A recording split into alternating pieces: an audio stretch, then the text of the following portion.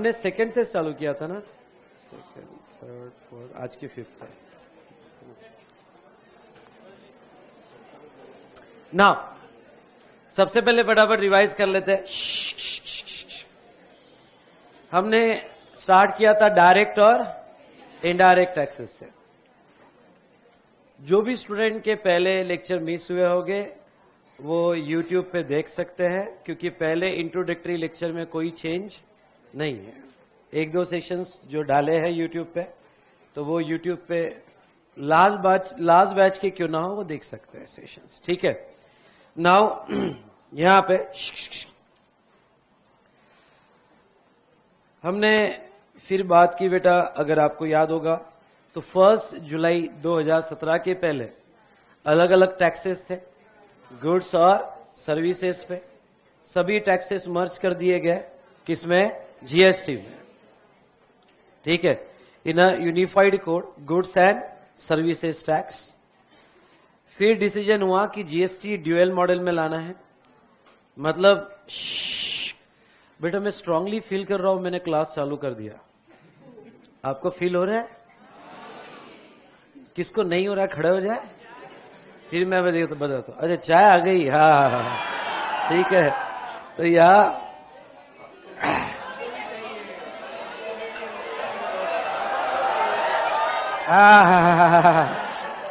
तो यहाँ ओके, तो यहाँ तुमको मिला, हमको भी चाहिए। तो यहाँ स्टार्ट करें। तो जीएसटी ड्यूअल मॉडल में आया, सीजीएसटी और एसजीएसटी। लेकिन फिर बात थी, क्योंकि इंडिया में फेडरल स्ट्रक्चर था, तो जब गुड्स या सर्विसेज एक स्टेट से दूसरे स्टेट में जाएगी उस वक्त क्या करना। तो फिर एक कंसेप्ट इंडिया ने डेवलप किया और वो था IGST, integrated goods and service tax. तो यहां पे आईजीएसटी का रेवेन्यू किस तरह से डिस्ट्रीब्यूट होगा।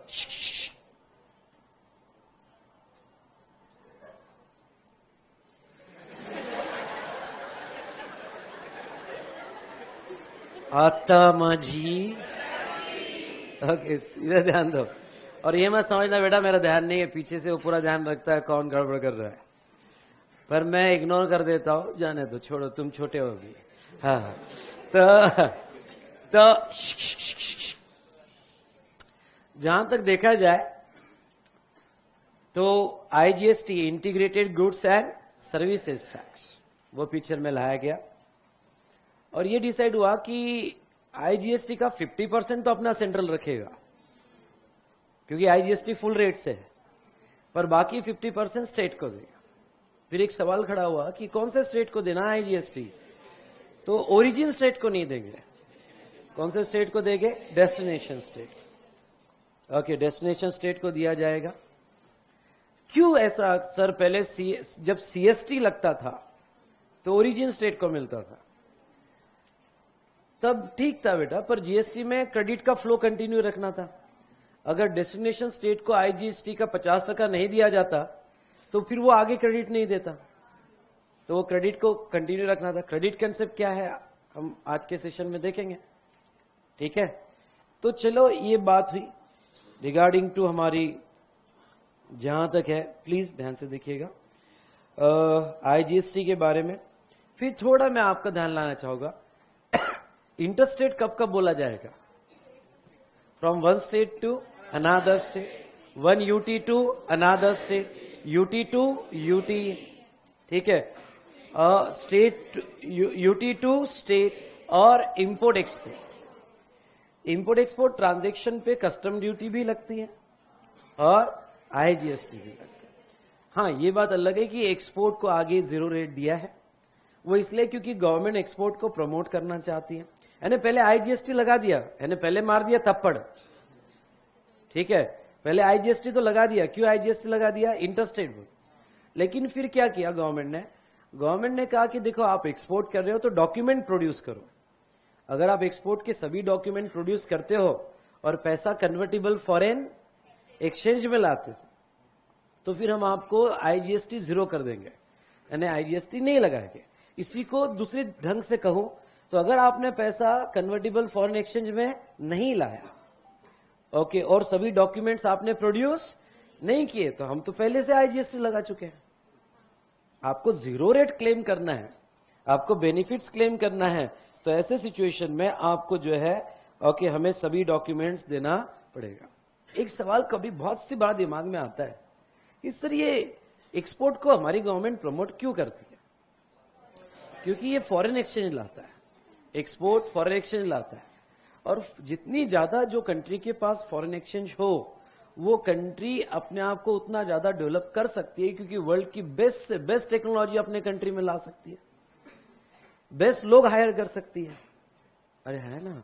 तो ऐसे सिचुएशन में फॉरेन एक्सचेंज रिजर्व होना मतलब कंट्री का एक स्ट्रेंथ होता है कि भाई हम कुछ भी कर सकते हैं, कुछ भी परचेस कर सकते हैं, इसलिए एक्सपोर्ट फॉरेन एक्सचेंज रिजर्व लाता है। Is it clear? और वो तो है। दूसरी बात, हम जब इंपोर्ट करते हैं तो इंपोर्ट का पेमेंट फॉरेन एक्सचेंज में करना पड़ता है, तो इंपोर्ट का पेमेंट फॉरेन एक्सचेंज में करना है तो पैसा भी हमारे पास होना जरूरी है। तो ये सब बातें हैं। ओके, तो एक्सपोर्ट पर जीएसटी तो लगाया गया है, लेकिन बाद में जीरो रेट आगे पड़ा होगा, उसको जीरो रेट के स्पेशल बेनिफिट्स दिए हैं। ठीक है, नेक्स्ट अगर हम बात करें, चलिए, अगर आपको याद होगा तो कौन था, मैं नाम भूल गया, उस दिन इंसल्ट करके बाहर निकला था, तो ही था ना, ऑफिसर को इंसल्ट, क्या नाम था? हाँ, मोनिश। तो हम इस बात पे थे, थोड़ा हम ये डिस्कशन पे आते हैं कि हम इस बात पे थे कि ऑफिसर ने मोनिश के जो सेल परचेस ट्रांजैक्शन है उसके ऊपर जीएसटी लगाया। ठीक है, तो मोनिश ने कहा कि do you have a constitutional authority? क्योंकि जब तक तुम्हारे पास कॉन्स्टिट्यूशनल अथॉरिटी ना हो, तुम इंडियन पब्लिक से एक भी पैसा नहीं लूट सकते या एक भी पैसा नहीं ले सकते। आपके पास मेरे से पैसा लेने की कॉन्स्टिट्यूशनल अथॉरिटी होना जरूरी है, कॉन्स्टिट्यूशनल अथॉरिटी होना जरूरी है। फिर बात इस पे हुई कि यहां पे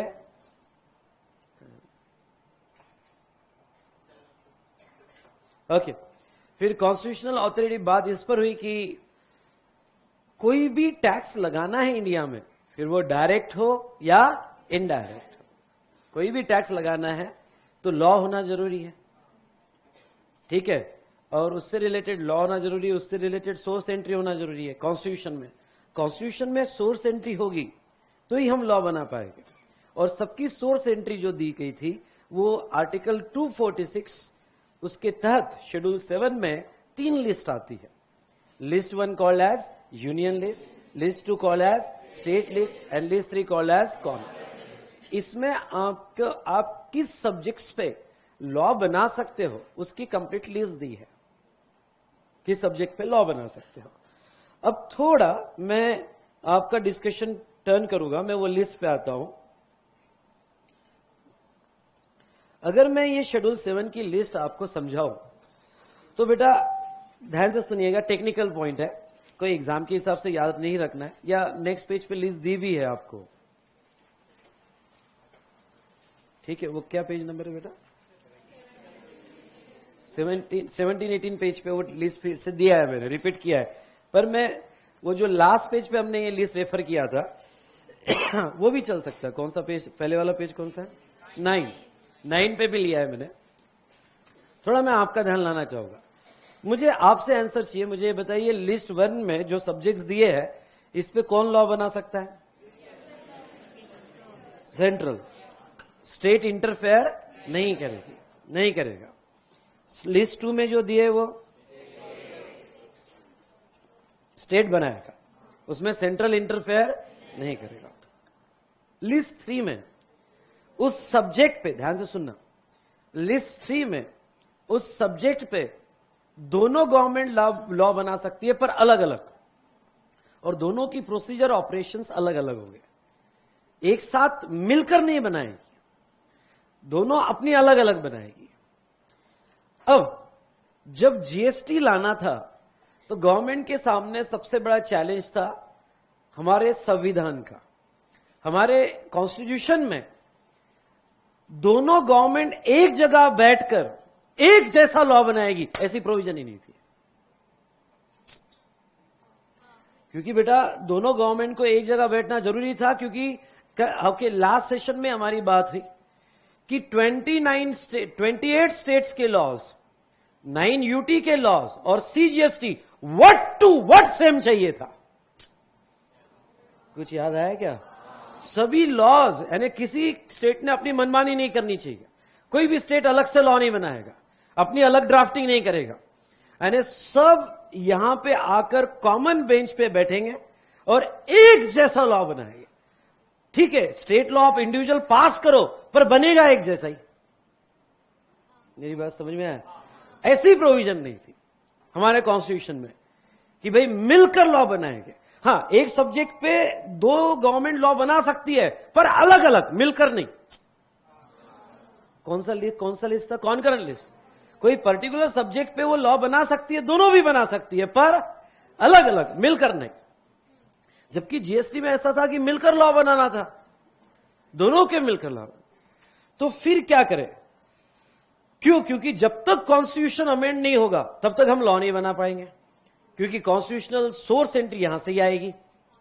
फिर ही जैसे एंट्री नंबर 82 आपने पढ़ा होगा, income tax, this is the source entry for income tax act 1961।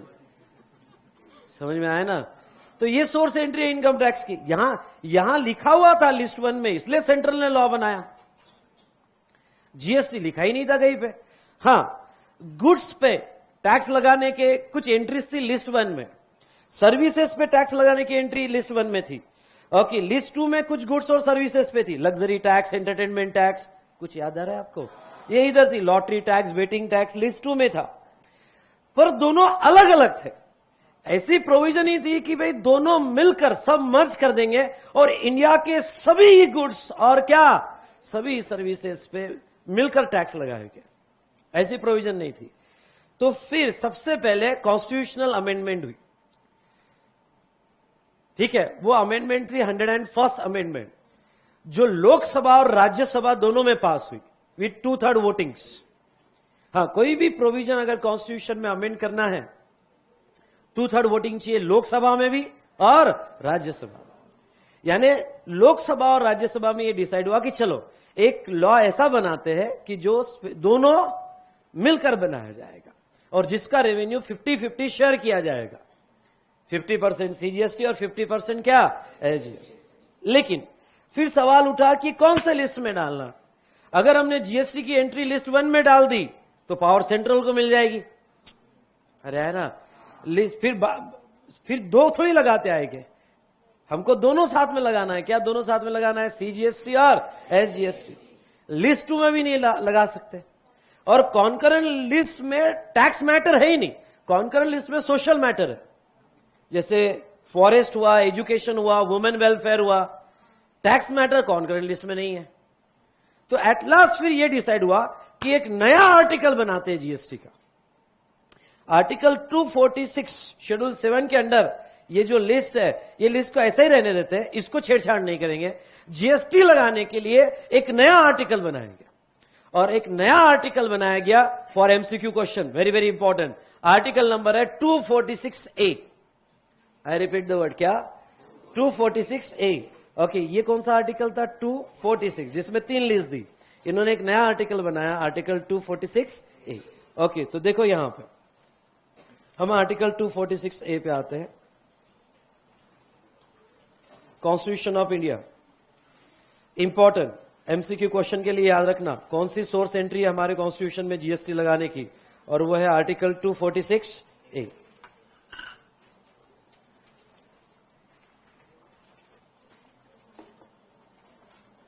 देखो ये क्या कहता है,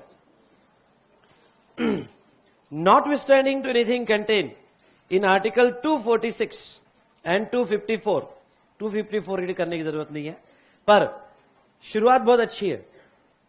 क्या? Notwithstanding to anything contain in article 246 मतलब बताओ आर्टिकल 246 क्या था? अभी हमने देखा ना, शेड्यूल 7, 3 लिस्ट। हाँ बोलो, नहीं भी याद होगा तो हाँ बोलो, देखो याद आता है। हाँ, है ना याद? तो article schedule 7 article 246 3 list start ऐसा हुआ notwithstanding to anything contain in that list, मतलब क्या? आर्टिकल 246 ये कहने जा रहा है कि अब जो मैं कहूंगा वही होगा, और एक बार जो मैं कह देता हूं तो अपने आप की भी नहीं सुनता। मतलब ये आर्टिकल ओवरराइड करेगा, किसको ओवरराइड करेगा? आर्टिकल 246 को। ठीक है, ये आर्टिकल कहता क्या है? ओके, अगर आप देखोगे तो ये आर्टिकल कहता है यहां पे पार्लियामेंट, पार्लियामेंट मतलब कौन? Central, and subject two clause 2 legislature of क्या? अच्छा मुझे बताओ वहां और है या एंड वर्ड है? मतलब ये आप दोनों मिलकर बनाएंगे, और वर्ड नहीं है। क्या वर्ड है वहां पे? एंड। पार्लियामेंट और लेजिस्लेचर ऑफ स्टेट दोनों मिलकर ये लॉ बनाएंगे। Is it clear? तो parliament and legislature of state have power to make law with respect to goods and services tax impose by union और बाय सच स्टेट। दोनों मिलकर law बनाएंगे और इंडिया के सभी गुड्स, अंडरलाइन करना, इंडिया के सभी गुड्स और इंडिया की सभी सर्विसेज पे ओके सेंट्रल और स्टेट टैक्स दोनों लगेगा। Is it clear? आगे देखो क्या कहते हैं। लेकिन Parliament has exclusive power to make the law in respect of goods and service tax where supply of goods और सर्विसेज और both take place in the course of क्या बेटा? Interstate trade. मुझे बताओ आईजीएसटी लॉ कौन बनाएगा? Central. Tax collection कौन करेगा? सेंट्रल। हाँ, फिर वो शेयर होगा पर लॉ भी सेंट्रल बनाएगा, अरे है ना, और कलेक्शन भी सेंट्रल। तो ये है सेकेंड पार्ट कि अगर बात इंटरस्टेट ट्रेड की होगी, कम ऑन, किसकी? इंटरस्टेट ट्रेड की होगी for goods as well as for services, तो ये पावर पार्लियामेंट के पास होगी, तो पार्लियामेंट उसका लॉ बनाएगा। ओके, तो अंडरलाइन करना इंटरस्टेट ट्रेड वगैरह, तो इसके ऊपर पार्लियामेंट टैक्स लगाएगा। Now explanation again very very important, this explanation provision of this article shall in respect of goods and services tax referred in clause 5 of article 279A take effect from the date of recommendation by GST council। ठीक है, now अब थोड़ा मैं आपका ध्यान चाहूंगा। हुआ क्या बेटा? इमेजिन करना कि सभी स्टेट्स, यूनियन टेरिटरीज और सेंट्रल, इन सब लोगों में प्रॉपर इंटीग्रेशन लाना, इन सब लोगों की बात सुन के लेना, लॉ एक कॉमन पॉलिसी पे डिसीजन लेना, सबका वोटिंग लेना, इसके लिए एक काउंसिल की जरूरत थी जिसको हम कहते हैं जीएसटी काउंसिल। सबने ध्यान रखना, क्या? इन सिंपल वर्ड परिषद। तो नाउ ये डिसाइड हुआ कि नहीं, सभी 28 स्टेट, यूनियन टेरिटरीज और सेंट्रल मनमानी नहीं करेंगे। ओके, एक परिषद बनाएंगे, एक जीएसटी काउंसिल बनाएंगे। ओके, और ये जीएसटी काउंसिल के मेंबर सभी स्टेट के फाइनेंस मिनिस्टर होंगे और चेयरपर्सन हमारे इंडिया का फाइनेंस मिनिस्टर होगा। समझ में आया क्या? तो यहां सभी स्टेट के, यूनियन टेरिटरीज के फाइनेंस मिनिस्टर रहेंगे, इंडिया का फाइनेंस मिनिस्टर होगा। ये ओके जीएसटी काउंसिल की मीटिंग होती रहेगी, ये हर बात डिस्कस करेंगे और यूनानिमसली या मेजर वोटिंग से ओके यहां रिजोल्यूशन पास करेंगे। और एक बार जीएसटी काउंसिल में पास हो गया तो सभी स्टेट्स को या और सेंट्रल को उसके ऊपर लॉ बनाना जरूरी, लॉ बनाना ही पड़ेगा। ठीक है, तो इन शॉर्ट एक वर्ड में कहना चाहता हूं, अब सेंट्रल गवर्नमेंट मनमानी नहीं कर सकती जीएसटी लॉ पे, स्टेट गवर्नमेंट मनमानी नहीं कर सकता। जो भी डिसीजन होंगे किसमें होंगे? जीएसटी काउंसिल में। और जीएसटी काउंसिल में आइदर यूनानिमसली या फिर वोटिंग करके मेजॉरिटी जो भी डिसीजन होंगे वो सबको मैंडेटरीली एग्जीक्यूट करना पड़ेगा। Did you understand? ओके, जैसे इस बार आपको बताता हूं, पहली बार वोटिंग हुई लास्ट जीएसटी काउंसिल में। ओके, बजट आने के पहले ये डिसीजन था कि कुछ जीएसटी, कुछ गुड्स के जीएसटी रेट जो है वो बढ़ाए जाए और अलग किए जाए। ओके, लेकिन वोटिंग हुआ, वोटिंग में बहुत से स्टेट मेंबर नहीं माने और मेजॉरिटी नहीं मिली, तो खत्म, वो बात गई। लेकिन अगर मेजॉरिटी मिल जाती, ये बात समझ में आया ना, मेजॉरिटी मिल जाती तो सभी स्टेट्स को फिर रेट चेंज करने पड़ते, सेंट्रल गवर्नमेंट को रेट चेंज करने पड़ते। तो जो भी डिसीजन होगा वो डिसीजन किसके बेस पे होगा बेटा? जीएसटी काउंसिल में। जीएसटी काउंसिल में होगा। अब देखो मैं ये क्यों पढ़ा रहा हूं, आर्टिकल 279A क्लॉज 5 में कुछ गुड्स की लिस्ट दी है, नीचे लिस्ट दिया है मैंने, जैसे पेट्रोलियम क्रूड मतलब crude petrol, high speed diesel, motor spirit मतलब रिफाइंड पेट्रोल, नेचुरल गैस और एविएशन टर्बाइन फ्यूल। एक बार मेरे साथ सभी वो कॉर्नर से वो कॉर्नर तक लिस्ट रिवाइज करें। कौन सा? पहला पेट्रोलियम क्रूड, दूसरा हाई स्पीड डीजल, तीसरा motor spirit called as petrol, दूसरा natural gas and aviation turbine fuel. Sir ये एविएशन टर्बाइन फ्यूल क्या होगा?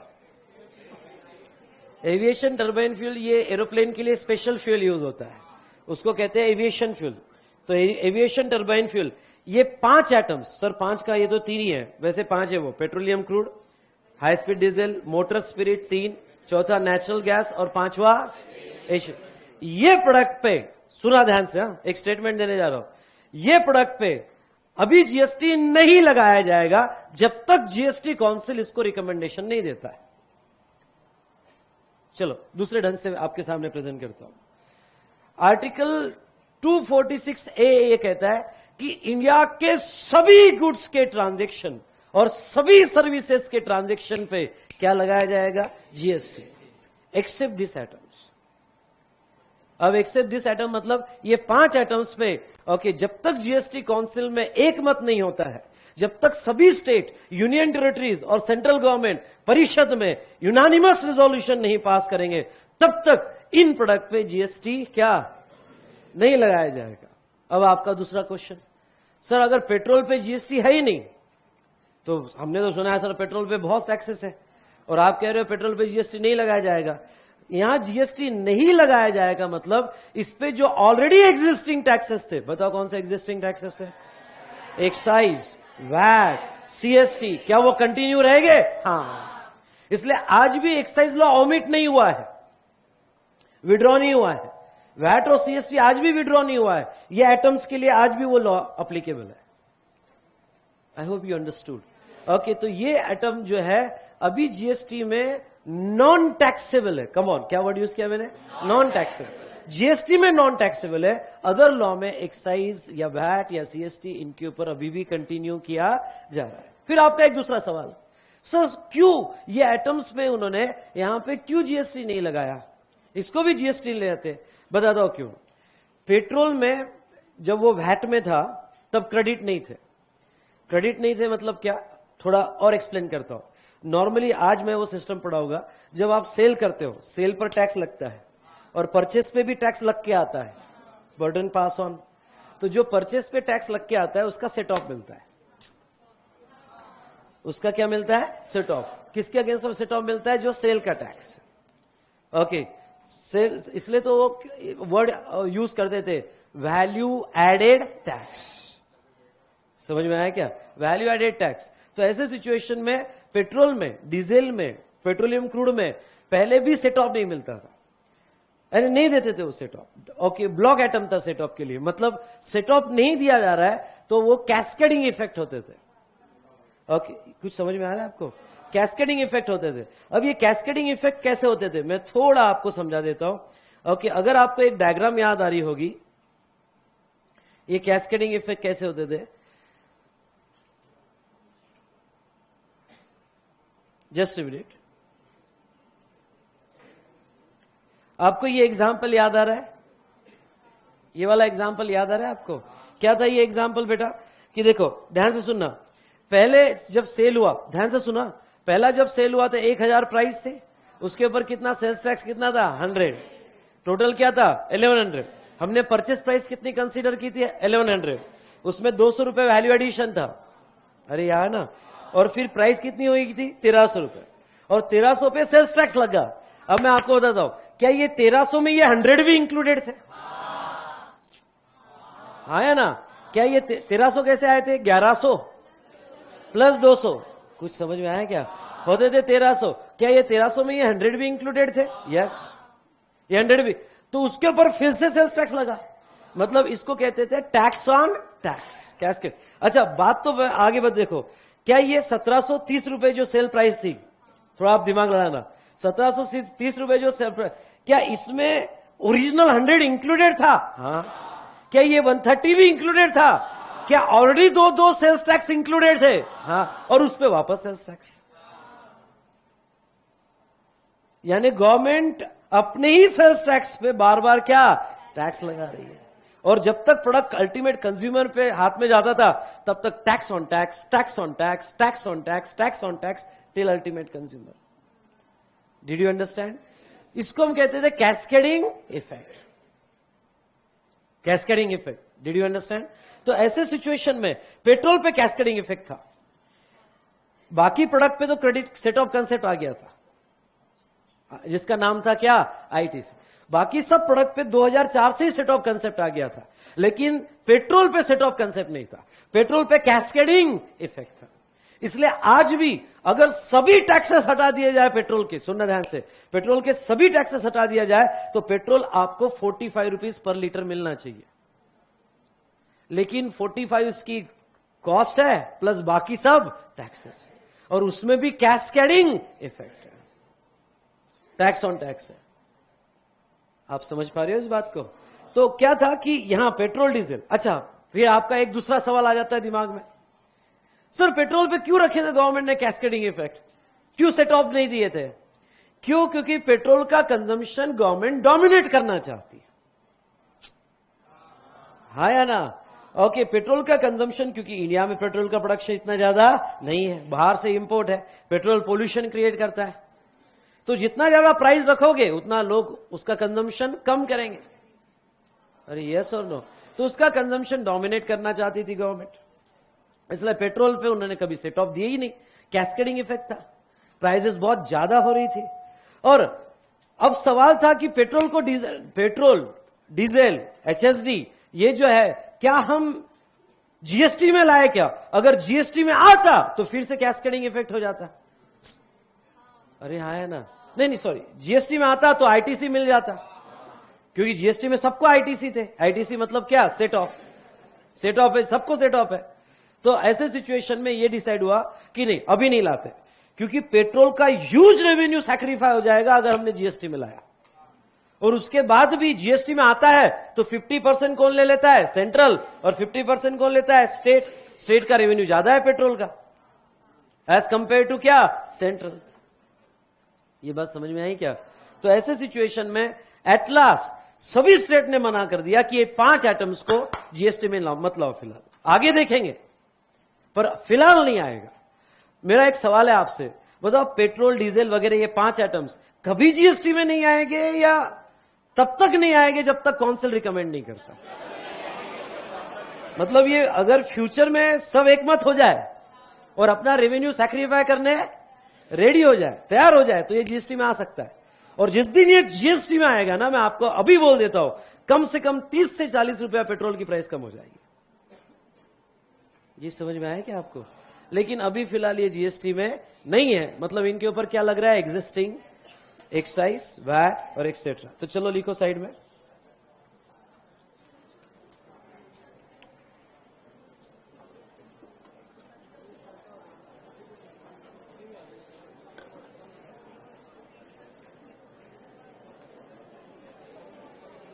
यहां लिखो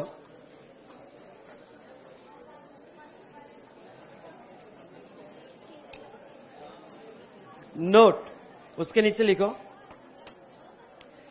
these goods are called as non-taxable supply.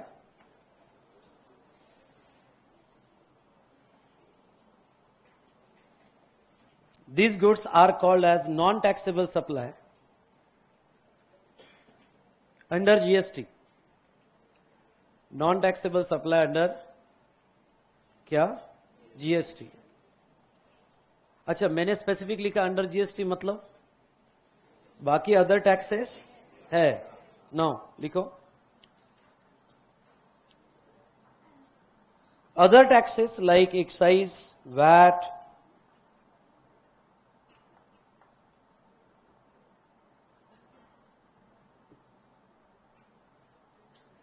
other taxes like excise, VAT, CST, are leviable, are leviable, leviable का spelling LEVIABLE। अच्छा, leviable मतलब liable, are leviable to क्या? Tax, leviable to tax. चलिए अब नेक्स्ट पेज पे आ जाओ फटाफट, next page पे आ जाना। अच्छा, पेज नंबर 9 का टेबल और ये टेबल कंपैरिजन करो। हाँ, मैं जो बोलूंगा वहां पे और जिसको सवाल पूछूंगा वह आंसर देगा। मुझे बताओ पेज नंबर 9 का जो टेबल है, लिस्ट 1, लिस्ट 2, लिस्ट 3, और अभी ये जो है इसमें 84 में क्या चेंज हुआ? ध्यान से पढ़ के बताओ। लिस्ट 1 84 में क्या चेंज हुआ? ध्यान से पढ़ के बताओ, और जिसको पूछा जाएगा वो बताएगा।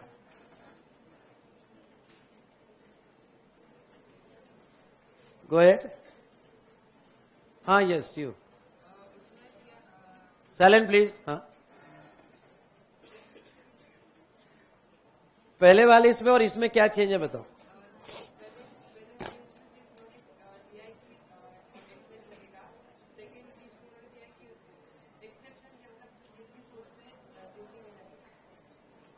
पहले वाले में लगेगा एक्साइज और सेकंड इसमें एक्सेप्शन दिया है, ऐसा है? अच्छा, कोई इधर बताए क्या डिफरेंस है? 84 रीड करके तो बताओ क्या डिफरेंस आ रहा है।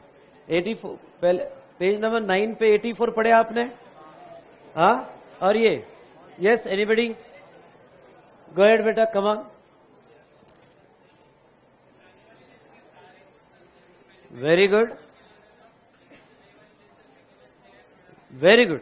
ओके, जस्ट एक और सवाल पूछना है। पहली बात तो आंसर बहुत सही आया। ओके, यानी जीएसटी आने के पहले, वो जो पहला वाला टेबल है वो जीएसटी आने के पहले है, और ये वाला टेबल है वो जीएसटी आने के बाद है।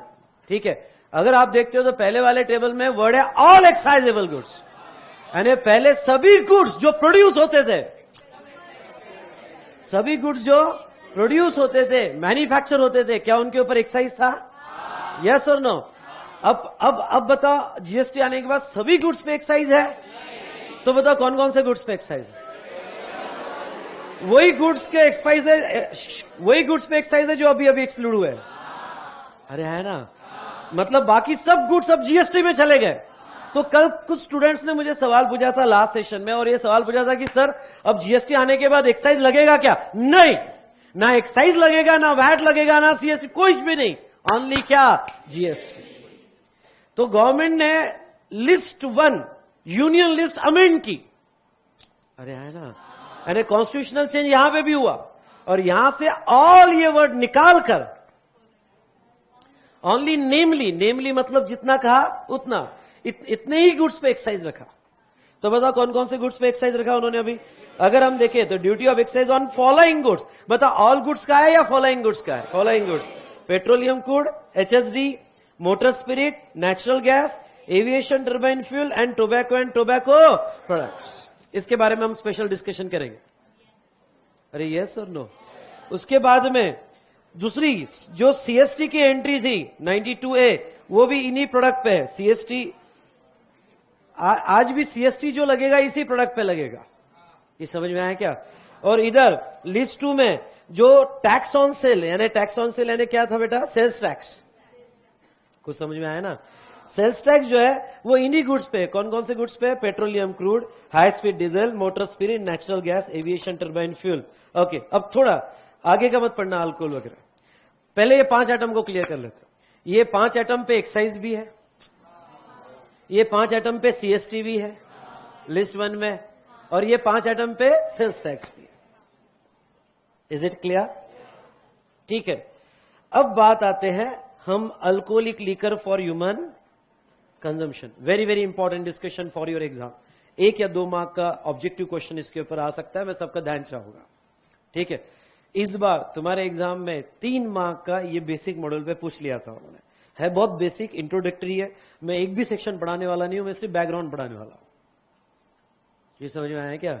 लेकिन नो डाउट बहुत इंपॉर्टेंट है, और आप धीरे धीरे समझ रहे होगे कि ये अगर डिस्कशन ना हो तो आगे जीएसटी समझना मुश्किल। Is it clear? तो अब दूसरा, अल्कोहलिक लीकर पहली बात तो वर्ड को अच्छे से समझ लेते हैं। Alcoholic liquor for human consumption, मतलब बताओ वो सबकी बात कर रहे हैं या वही लिकर की बात कर रहे हैं जो आदमी पी सकता है? वही लिकर की बात कर रहे हैं जो आदमी पी सकता है। तो सर बताओ ऐसा कौन सा अल्कोहल है जो आदमी नहीं पी सकता? आदमी तो कुछ भी कर सकता है, पर एक ट्रेन में हम देख रहे हैं कि कौन सा ऐसा अल्कोहल है। देखो, कभी आपने सुना है इंडस्ट्रियल स्पिरिट? स्पिरिट भी अल्कोहल है, समझ में आया क्या? पर वो इंडस्ट्रियल स्पिरिट वो नहीं कंज्यूम कर सकते आप, ओके? वो इंडस्ट्री के लिए बनाया जाता है। और तो अल्कोहल दो टाइप के होते हैं, स्पिरिट एंड अल्कोहल, जो हम यहाँ पे कंज्यूम हम नहीं करना, मतलब लोग कंज्यूम करते हैं। ये समझ में आया? तो हम अभी जो बात कर रहे हैं वो सिर्फ किसकी बात कर रहे हैं? Alcoholic liquor for human consumption. अब थोड़ा इसका बैकग्राउंड समझ लेना। अल्कोहलिक लिकर पे एक्साइज कलेक्ट करने का पावर, या ओपियम नार्कोटिक्स पे, चरस, गांजा, अफीम, तो अल्कोहल पे, लिकर पे, चरस, गांजा, अफीम पे अगर प्रोड्यूस होता है तो एक्साइज कलेक्ट करने का पावर स्टेट के पास था। अगर आप थोड़ा ऊपर आते हो तो एंट्री नंबर क्या? 51। अरे है ना? तो लिस्ट 2 में एंट्री नंबर 51 में एक्साइज लगाने का पावर किसके पास था? स्टेट के। लिकर पे, ओपीएम पे, एक्सेट्रा स्टेट के पास था। तो अब यानी इंडिया में अगर अल्कोहल बेचा जा रहा है, पहले 1 जुलाई 2017 के पहले अगर अल्कोहल बेचा जा रहा है, ओपीएम नार्कोटिक्स बेचे जा रहे हैं, तो उस पर एक्साइज भी स्टेट गवर्नमेंट लेती थी और वैट भी स्टेट गवर्नमेंट लेती थी, और सीएसटी तो वैसे ही स्टेट गवर्नमेंट का था। यानी पूरा का पूरा टैक्स किसको मिलता था? स्टेट को मिलता था। Is it clear? तो पूरा टैक्स स्टेट को मिलता था। अब देखो क्या हुआ, सेंट्रल की आंखें गड़ी हुई थी अल्कोहल पे, क्योंकि उनको जब से इंडिपेंडेंस इंडिया में आया तब से अल्कोहल पे कभी कुछ कमाया ही नहीं, क्योंकि तब से एक्साइज स्टेट के हाथ में थी, वैट भी स्टेट के हाथ में था, यानी इनको कुछ भी नहीं मिल रहा था। ये लोग अल्कोहल पीते थे और सेंट्रल वाले देखते थे कि कुछ भी नहीं मिल रहा है, जो भी मिल रहा है किसको? स्टेट को। तो सेंट्रल वालों ने एक प्रपोजल रखा, मुझे याद है 2009 की बात है। सेंट्रल वालों ने प्रपोजल रखा कि अल्कोहल को भी जीएसटी में लाओ। क्यों?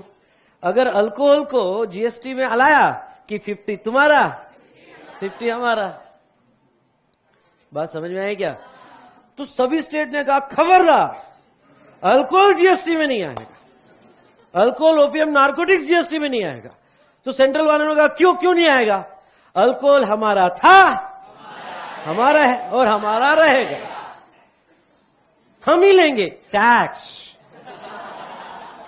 अरे है ना? ओके, वो अल्कोहल हम ही लेंगे, उसका रेवेन्यू शेयर नहीं होगा। 3 साल सेंट्रल नहीं मानी, 2009 से 2012 तक कि नहीं अल्कोहल को लाओ, ओपीएम, नार्कोटिक्स को लाओ। अरे है ना? जीएसटी के स्कोप में, क्योंकि जीएसटी के स्कोप में आया कि 50-50 नहीं माना। एट लास्ट जब बीजेपी आई तब बीजेपी ने अग्री किया कि ठीक है, या अरुण जेटली जी ने एग्री किया कि चलो आगे बढ़ते हैं, नहीं लाते अल्कोहल को। अच्छा, इसमें भी एक बात बता दो, सभी स्टेट ने कहा कि ये कॉन्स्टिट्यूशन में लिख के दो कि अल्कोहल को कभी नहीं लाओगे जीएसटी में, हमको ये लिखकर चाहिए कॉन्स्टिट्यूशनल प्रोविजन में। हाँ, पेट्रोल में आपने ऐसा नहीं लिखा कि पेट्रोल को कभी नहीं लाएंगे, आपने लिखा कि जिस दिन जीएसटी काउंसिल रिकमेंड करेगा, और जीएसटी काउंसिल का रिकमेंडेशन कब आएगा बेटा? अगर मोर देन 50% वोटिंग, अल्कोहल को नहीं उठाओ उसको, अल्कोहल, हाँ अल्कोहल का डिस्क उठ। हाँ सुन, अब तू आके सॉन्ग आएगा थोड़ी देर बाद। सॉन्ग ये होगा, मुझे नींद ना आए, मुझे चैन ना आए, ठीक है? अगर ये नहीं गाते आया तो दूसरा सॉन्ग होगा, लाल दुपट्टा देखो उड़ गया हवा के झोंके से। ओके, सो यहाँ ओके, तो अब बात थी बेटा अल्कोहल की, ठीक है, फॉर क्या? Human consumption. नहीं, कोई बात नहीं है, देखो मैं समझ सकता हूं, ठंडी ठंडी हवा है, मधुर आवाज है, ओके, खाना खा के आ गए हो, दोपहर का टाइम है, सुबह 5 बजे उठे हो, अरे है ना? तो नींद आ जाए तो कोई प्रॉब्लम नहीं है, पर एक सॉन्ग के लिए रेडी रहना। तो यहां बुला के सॉन्ग गवाओगा आपसे। ओके, तो यहां वापस हमारे डिस्कशन पे क्या हुआ कि स्टेट वालों ने कहा कि ये ऐसा नहीं चलेगा। क्या होगा, जीएसटी काउंसिल में तुमने चालाकी करके मेजोरिटी ले ली तो अल्कोहल तो गियो। हमें कॉन्स्टिट्यूशन में ये लिखकर चाहिए कि आप कभी भी अल्कोहल को जीएसटी में नहीं लाओगे, तो जीएसटी के लिए हम एग्री करते, अदरवाइज जान दो, जैसा है वैसा, फिर जाने दो जैसा है वैसा। तो एट लास्ट अगर आप नेक्स्ट पेज पे आओगे बेटा तो मैं बताता हूं। ओके, आर्टिकल 366 दिखा आपको, आर्टिकल 366 12A जीएसटी की डेफिनेशन, उसमें तो क्लियर लिख कर दिया कि goods and service tax means tax on supply of goods और सर्विसेज और both except on supply of alcoholic liquor for human consumption. मतलब जीएसटी जब जब भी इस इंडिया में वर्ड यूज होगा, तो हमारा कॉन्स्टिट्यूशन देखो क्या कहता है, किसी भी लॉ में, सिर्फ जीएसटी लॉ में नहीं, किसी भी लॉ में जीएसटी जब जब भी वर्ड यूज होगा तो एक काम करना, सभी गुड्स और सर्विसेज पे होगा एक्सेप्ट अल्कोहल। बस दे दिया लिख के, नहीं लगाया गया अल्कोहल पे। Is it clear? तो alcoholic liquor for human consumption, इस पे कभी जीएसटी का लेवी नहीं होगा। Did you understand? तो मुझे बताओ पेट्रोल डीजल और इसमें क्या डिफरेंस है? वो 5 आइटम्स और ये अल्कोहल में क्या डिफरेंस है? वो 5 आइटम्स पे क्या वो जीएसटी में आ सकते हैं, ऐसा नहीं लिखा है कि कभी नहीं आएंगे, वो आ सकते हैं पर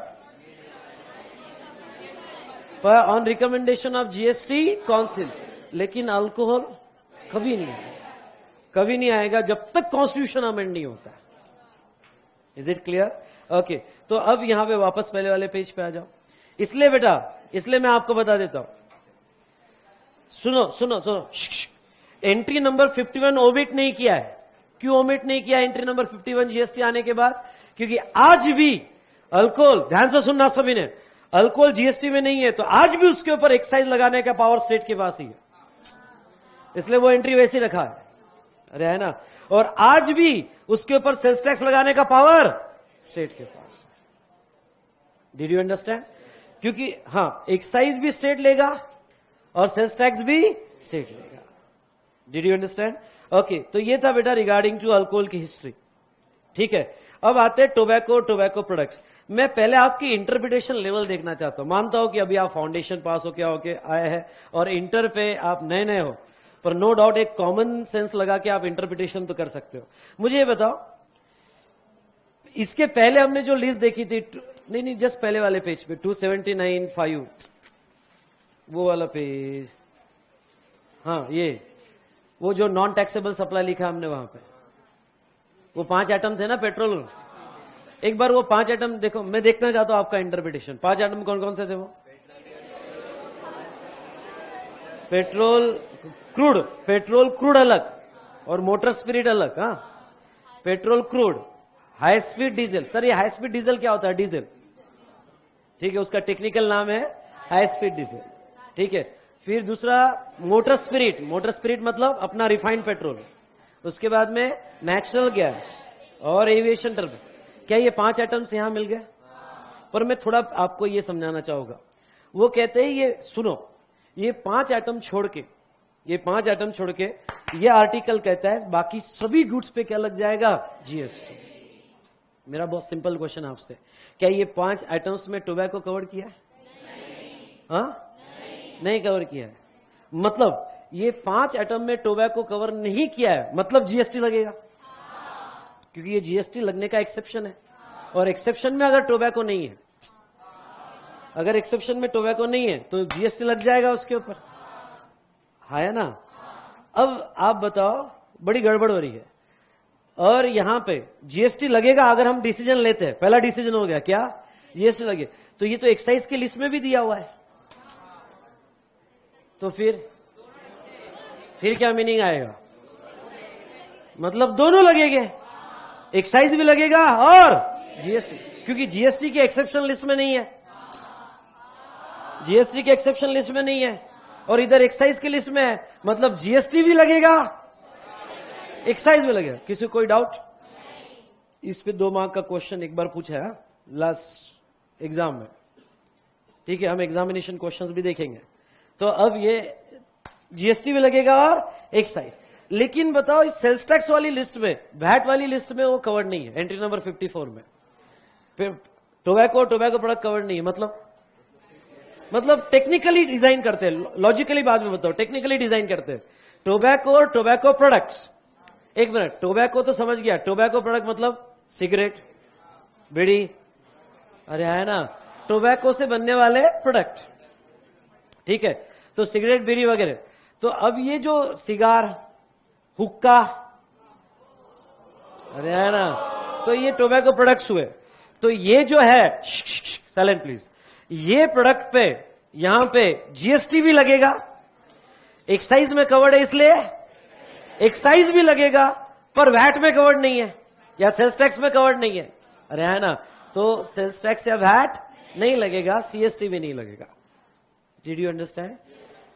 अब तुमको लॉजिकल यहां एक्सप्लेन करता हूं। ओके, सेंट्रल और स्टेट। सेंट्रल ने कहा चलो सभी गुड्स और सर्विसेज जीएसटी में लाते हैं, स्टेट ने कहा सभी गुड्स और सर्विसेज जीएसटी में लाते हैं एक्सेप्ट 5। ओके, फिर स्टेट वालों ने कहा नहीं, अल्कोहल को नहीं मर्ज करेंगे, अल्कोहल हमारा था, हमारा है और हमारा रहेगा, इसलिए अल्कोहल को जीएसटी में नहीं लाएंगे। तो इधर सेंट्रल वालों ने कहा ठीक है, आप अल्कोहल का मतलब, हम टोबैको पे इन एडिशन टू जीएसटी हम एक्साइज लगाएंगे। तुमने अल्कोहल रखा अपने पास, तुम अल्कोहल लो, हम टोबैको लेते हैं। हाँ, तो ये समझ में आया? तो यहां पे डिसीजन हुआ कि फिर टोबैको का एडिशनल रेवेन्यू हमारे पास रहने दो, एडिशनल, हम उसको जीएसटी में भी लाएंगे और एक्साइज भी रखेंगे। ये समझ में आया क्या? अब आपसे दूसरा एक सवाल, ये क्लियर हो गया?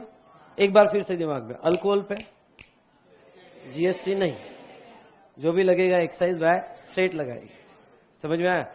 टोबैको प्रोडक्ट पे जीएसटी भी है, एक्साइज भी लगेगा, एक्साइज। अब आपसे एक सवाल, वो कॉर्नर से वो कॉर्नर तक, मुझे ये बताओ कि एक्साइज कौन से इवेंट पे लगता है, सेल या प्रोडक्शन मैन्युफैक्चर? प्रोडक्शन मैन्युफैक्चर पे लगता है। तो एक हम डायग्राम डिजाइन करते हैं, नीचे एक डायग्राम डिजाइन किया मैंने। ओके, ध्यान से देखना है डायग्राम। एक कंपनी है वजीर सुल्तान टोबैको कंपनी लिमिटेड, ये ITC, Indian tobacco company, ITC पहचानते हो आप? हाँ, ठीक है। एक कंपनी है, वो सिगरेट बना रही है, टोबैको प्रोडक्ट्स, ये मैन्युफैक्चर कर रही है, ओके, और मैन्युफैक्चर के बाद होलसेलर को बेच रही है और होलसेलर आगे रिटेलर को बेच रहा है। आगे बढ़ो बेटा।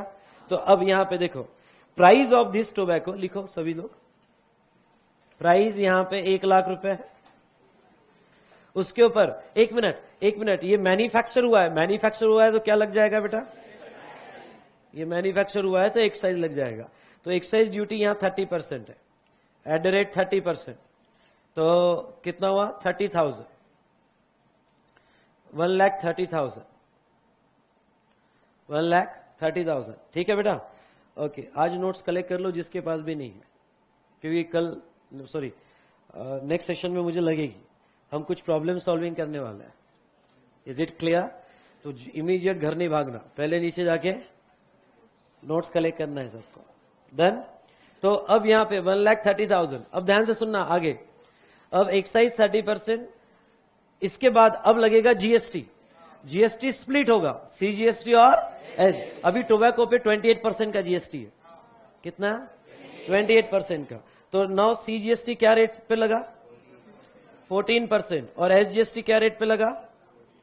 14%। अरे ये समझा क्या? तो अब यहां पे बताओ, एक मिनट दो, रुकना यहां पे, ये 14% बेस प्राइस का होगा या एक्साइज ऐड करके होगा? एक्साइज ऐड करके होगा। अरे है ना सर, रीजन आगे सेक्शन 15 में बताऊंगा। Is it clear?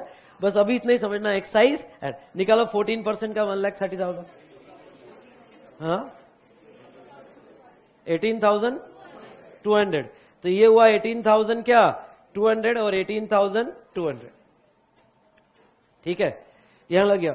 अब ये बंदे ने परचेस कर लिया, अच्छा ये होलसेलर ने परचेस किया तो क्या क्या लग कर आया है उसको, कौन से टैक्स लग कर आया है? एक्साइज, CGST और SG। और ये सप्लायर जो है मैन्युफैक्चरर एक्साइज डिपार्टमेंट को, यानी एक्साइज यानी सेंट्रल गवर्नमेंट, ये समझ में आया क्या? सेंट्रल गवर्नमेंट और GSTN पोर्टल, कुछ याद है आपको GSTN पोर्टल? तो एक्साइज इधर दे देगा, पे करेगा, तो ये एक्साइज कितना पे करेगा? 30,000 सेंट्रल गवर्नमेंट को, और GSTN पोर्टल पे CGST कितना देगा? 18,200, और SGST कितना? 18,200। ये पे कर देगा एंड बर्डन क्या? Pass on. Did you understand? चलो, अब होलसेलर ये सिगरेट को आगे 2 लाख में बेच रहा है, प्राइस है 2 लाख। प्राइस क्या बेटा? 2 लाख रुपए। हाँ, क्या ये होलसेलर एक्साइज लगाएगा? हाँ, अरे टोबैको पे एक्साइज लगती है, और एक्साइज तभी लगती है जब वो प्रोडक्शन और मैन्युफैक्चर। क्या इसने कोई प्रोडक्शन किया? नहीं। मैन्युफैक्चर किया? नहीं। अच्छा, सेल्स टैक्स लगता है क्या? नहीं। वैट लगता है क्या? नहीं। सिर्फ क्या लगता है? Excise and GST। तो बताओ नेक्स्ट वाला बंदा क्या लगाएगा? ओनली GST लगाएगा। ओके, तो यहां पे CGST 14% और SGST @ क्या? 14%। बताओ कितना आ रहा है?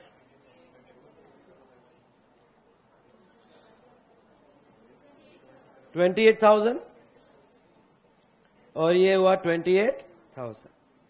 ओके, 28,000।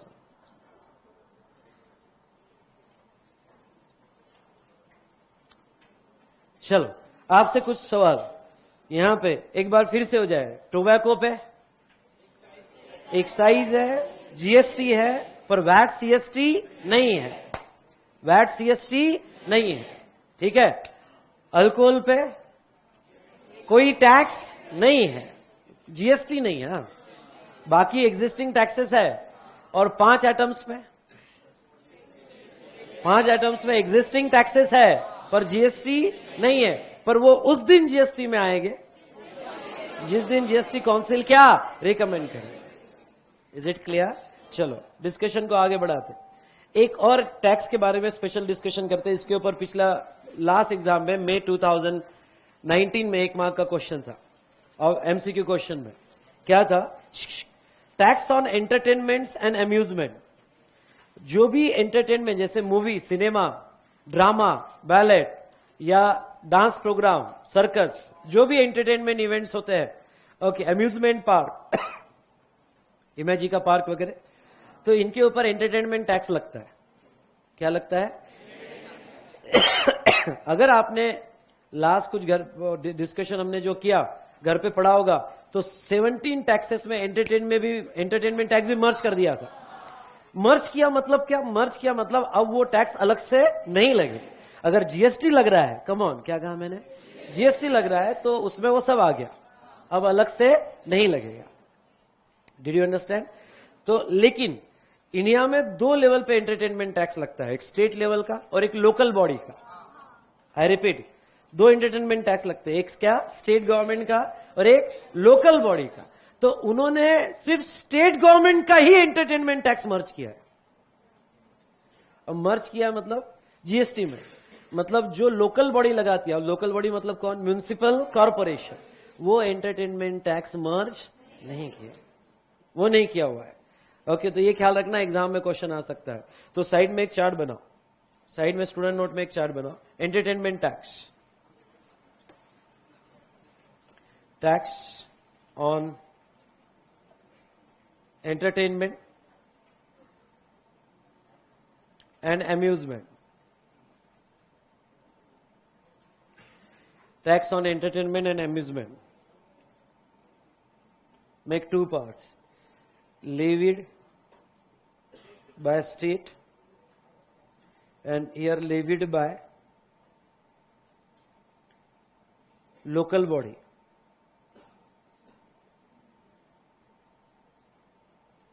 Levied by state में downward arrow, it is merge in GST,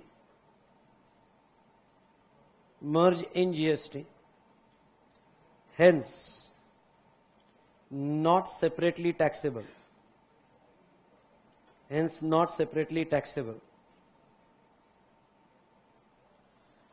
merge in GST and hence not separately taxable.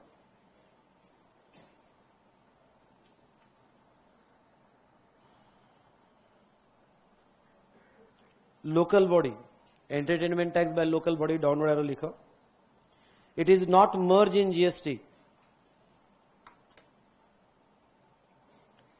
It is not merge in GST. Hence, it is taxable separately.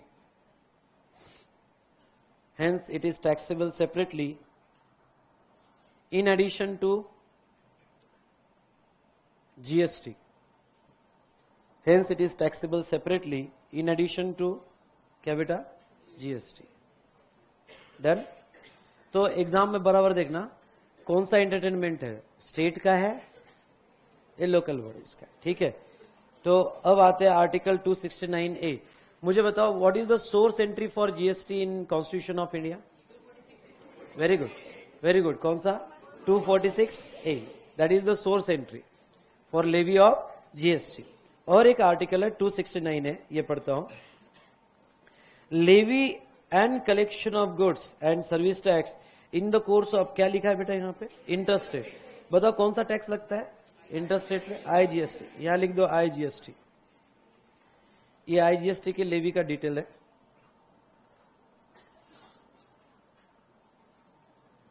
ठीक है. अब वो देखो क्या कहते हैं. On supplies in the course of, देखो, goods and service tax on supplies in the course of interstate trade और कॉमर्स. अंडरलाइन बेटा, अंडरलाइन करो, क्योंकि नेक्स्ट टाइम जब पढ़ते हो तो लगता है पढ़ा हुआ है. ठीक है, ब्लैंक रह गया तो लगता है कि भाई पढ़ा कि नहीं पढ़ा, डाउट आता है. तो यहां पे अंडरलाइन करना जरूरी है. तो goods and service tax on supplies in the course of interstate trade और commerce shall be levied and collected by government of India. बहुत ही सिंपल और लेमन लैंग्वेज में सवाल पूछता हूं. जब भी इंटरस्टेट सप्लाई होगा तो उस पर इंटरस्टेट सप्लाई पे कौन सा टैक्स आएगा? आईजीएसटी. तो वो आईजीएसटी कौन लेवी और कलेक्ट करेगा? यानी गवर्नमेंट ऑफ इंडिया. ये हमारा कॉन्स्टिट्यूशन कहता है. लेवी भी सेंट्रली करेगा और कलेक्शन भी सेंट्रली करेगा. ठीक है. And such tax shall be apportion between union and state. हाँ, लेकिन कलेक्ट हो जाने के बाद, ओके, कलेक्ट हो जाने के बाद, ओके, इसको अपोर्शन किया जाएगा किसके बीच में? सेंट्रल और स्टेट. तो apportion between union and state in the manner as may be provided by the Parliament by law on the recommendation of GST council. Yes, your name? Sandy. And Sandeep. Sandeep, मैं एक बात कहता हूं. अगर सीए में आपको फर्स्ट अटेम्प्ट में, मतलब ये तेरे लिए नहीं, सबके लिए, नॉट स्पेसिफिकली कि मैं तुझे कोई टारगेट करके बोल रहा हूं, लेकिन अभी आप फाउंडेशन क्लियर होके आए हो, मुझे ऑनेस्टली बताओ कि कौन ये चाहता है कि मेरा यार फर्स्ट अटेम्प्ट में ये इंटर और फाइनल क्लियर होना चाहिए? ऑब्वियसली सभी चाहेंगे. ऑब्वियसली सभी नहीं, सभी चाहेंगे. कुछ एक्सेप्शन हो गए. पहला घास देवाचा. म्हणजे इसमें आप ये मेंटालिटी में हो गए. होता था ऐसा. मैं बताता हूँ ना, 1999 की बात है, जब मैं सीए फाउंडेशन में एडमिशन लिया था. तो जो मेरा नेटिव प्लेस अमरावती था, तो यहाँ पे तब हम देखते थे कि अच्छा, सीए तब ऐसा माहौल था कि बहुत टफ है, जल्दी नहीं निकलता है. हमारे जो सीनियर होते थे, ओके, बाल जाने के बाद सीए बन रहे हैं, ऐसा हमने देखा. तो नहीं, अभी तो बहुत अच्छे रिजल्ट आ रहे हैं और इतना टफ भी नहीं है. ओके, लेकिन हाँ, तब ऐसा मेंटेलिटी था. तो तब हम सेल्फ, वहाँ क्या क्लासेस सीए के अकाउंट्स के जो बीकॉम में पढ़ा रहा है वही पढ़ा रहा है हमको. फाउंडेशन ऐसे कोई स्पेसिफिक क्लासेस नहीं थे. मुझे याद है मैंने फाउंडेशन में सिर्फ अकाउंट का क्लास लोकल लेवल पे किया था और लॉ वगैरह खुद पढ़ा था तो फाउंडेशन पे. तो मैं आपको ये बता दूं, तो तब ऐसा था कि ठीक है ना, पहला ही अटेम्प्ट है ना, पहला घास. तो यानी पहला कौर भगवान का। तो बेटा ये मेंटेलिटी से बैठे हो फिर तो आपकी मर्जी। पर मैं आपको कहता हूं कुछ चीजें अगर तू सच में चाहता है कि तू फर्स्ट अटेम्प्ट में क्लियर होना है तो तुझे कुछ चीजें इमेज स्ट्रिक्टली फॉलो करनी पड़ेगी, तुझे नहीं सबको। पहली बात तो जब भी फैकल्टी रीड करती है, तुम्हारी जब भी कोई पढ़ाता है ना तो तुम्हारी डिपेंडेंसी 90% फैकल्टी पे हो जाती है और 10% तुम्हारा फोकस होता है, ठीक है। दूसरी चीज क्या होती है कि जब आप पढ़ने बैठते हो, ध्यान से देखना, ये प्रोसेस जरूर एनालाइज करना, अगर ये प्रोसेस होती है कि नहीं होती है, सिर्फ मैं कह रहा हूं इसलिए मानना नहीं ना, आपके पास रियली होती है कि नहीं होती है जरूर देखना। अब क्या होता है कि जब मैं रीड करता हूं पहली बार तब तो आपका बिल्कुल ध्यान नहीं होता है, क्योंकि आप वेट करते हो कि फैकल्टी सिंपल वर्ड में समझाएगी, कोई यहाँ पे डांस वांस करके समझाएगी, या फिर कोई एग्जाम्पल दे के समझाएगी, या फिर यहाँ पे, यानी डिपेंडेंसी देखो अपनी डिपेंडेंसी। तो यहाँ पे जैसे ही कोई मैं पैराग्राफ पढ़ता हूं, मैं देखता हूं बच्चों को, जैसे ही मैं पैराग्राफ पढ़ता हूं उनका बिल्कुल ध्यान नहीं होता। सेकंड स्टेप, ध्यान से सुनना, सेकंड स्टेप जब फैकल्टी आपको फिर वो एक एक वर्ड लेके समझा रही है, तब कहीं तो भी ये 100% स्टूडेंट में से 60% स्टूडेंट का ध्यान जाता है। कुछ तो अपनी टेंशन में होते हैं कि आज उसने देखा ही नहीं, ओके, वो अपनी टेंशन में होते हैं, ठीक है। पर मैं यहाँ 60% स्टूडेंट्स की बात करूंगा कि उनका ध्यान जाता है कि चलो भाई वर्ड्स पे। फिर तीसरी स्टेप में वो अपनी कनेक्टिविटी लगाता है कि हाँ ये ऐसा है। फिर चौथी स्टेप में ओके कहीं जाओगे कि वर्ड्स पे होल्ड आता है।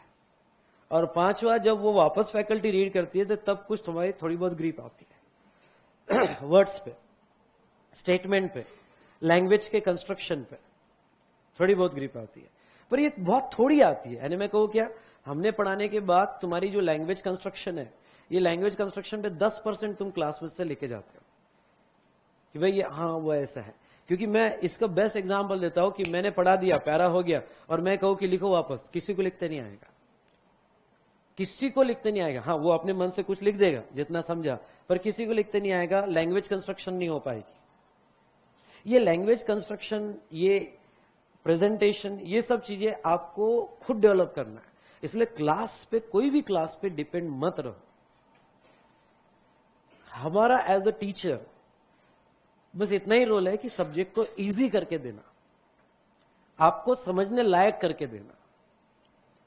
पर तुम क्लास कर रहे हो, मतलब मैं कर रहा हूं तुम्हारे स्टडी का, आप रियल सेंस में कितनी भी ऐड करो, कोई भी मार्केटिंग करो, कुछ भी करे यार, मुझे पता है, ओके, कितना भी कहे आपको कि no need to read at home, okay, लेकिन मैं अपने नहीं, मैं किसी को ये नहीं कर रहा हूं, मैं ऑनेस्टली आपके साथ कुछ बात करना चाहता हूं। बेटा आप यहां से मेरे समझाने के बाद, और मुझे किसी को कोई टारगेट भी नहीं करना है, पर मैं फील करता हूं, देखो आप अपने ये चीजें फील करते हो कि नहीं करते, ये एनालाइज कर सकते हो कि नहीं कर सकते हो, ठीक है। एक मैं आपको सबको बोल देता हूं, गुरु और सिलेबस टीचर दोनों में बहुत फर्क है। हम सिलेबस टीचर है,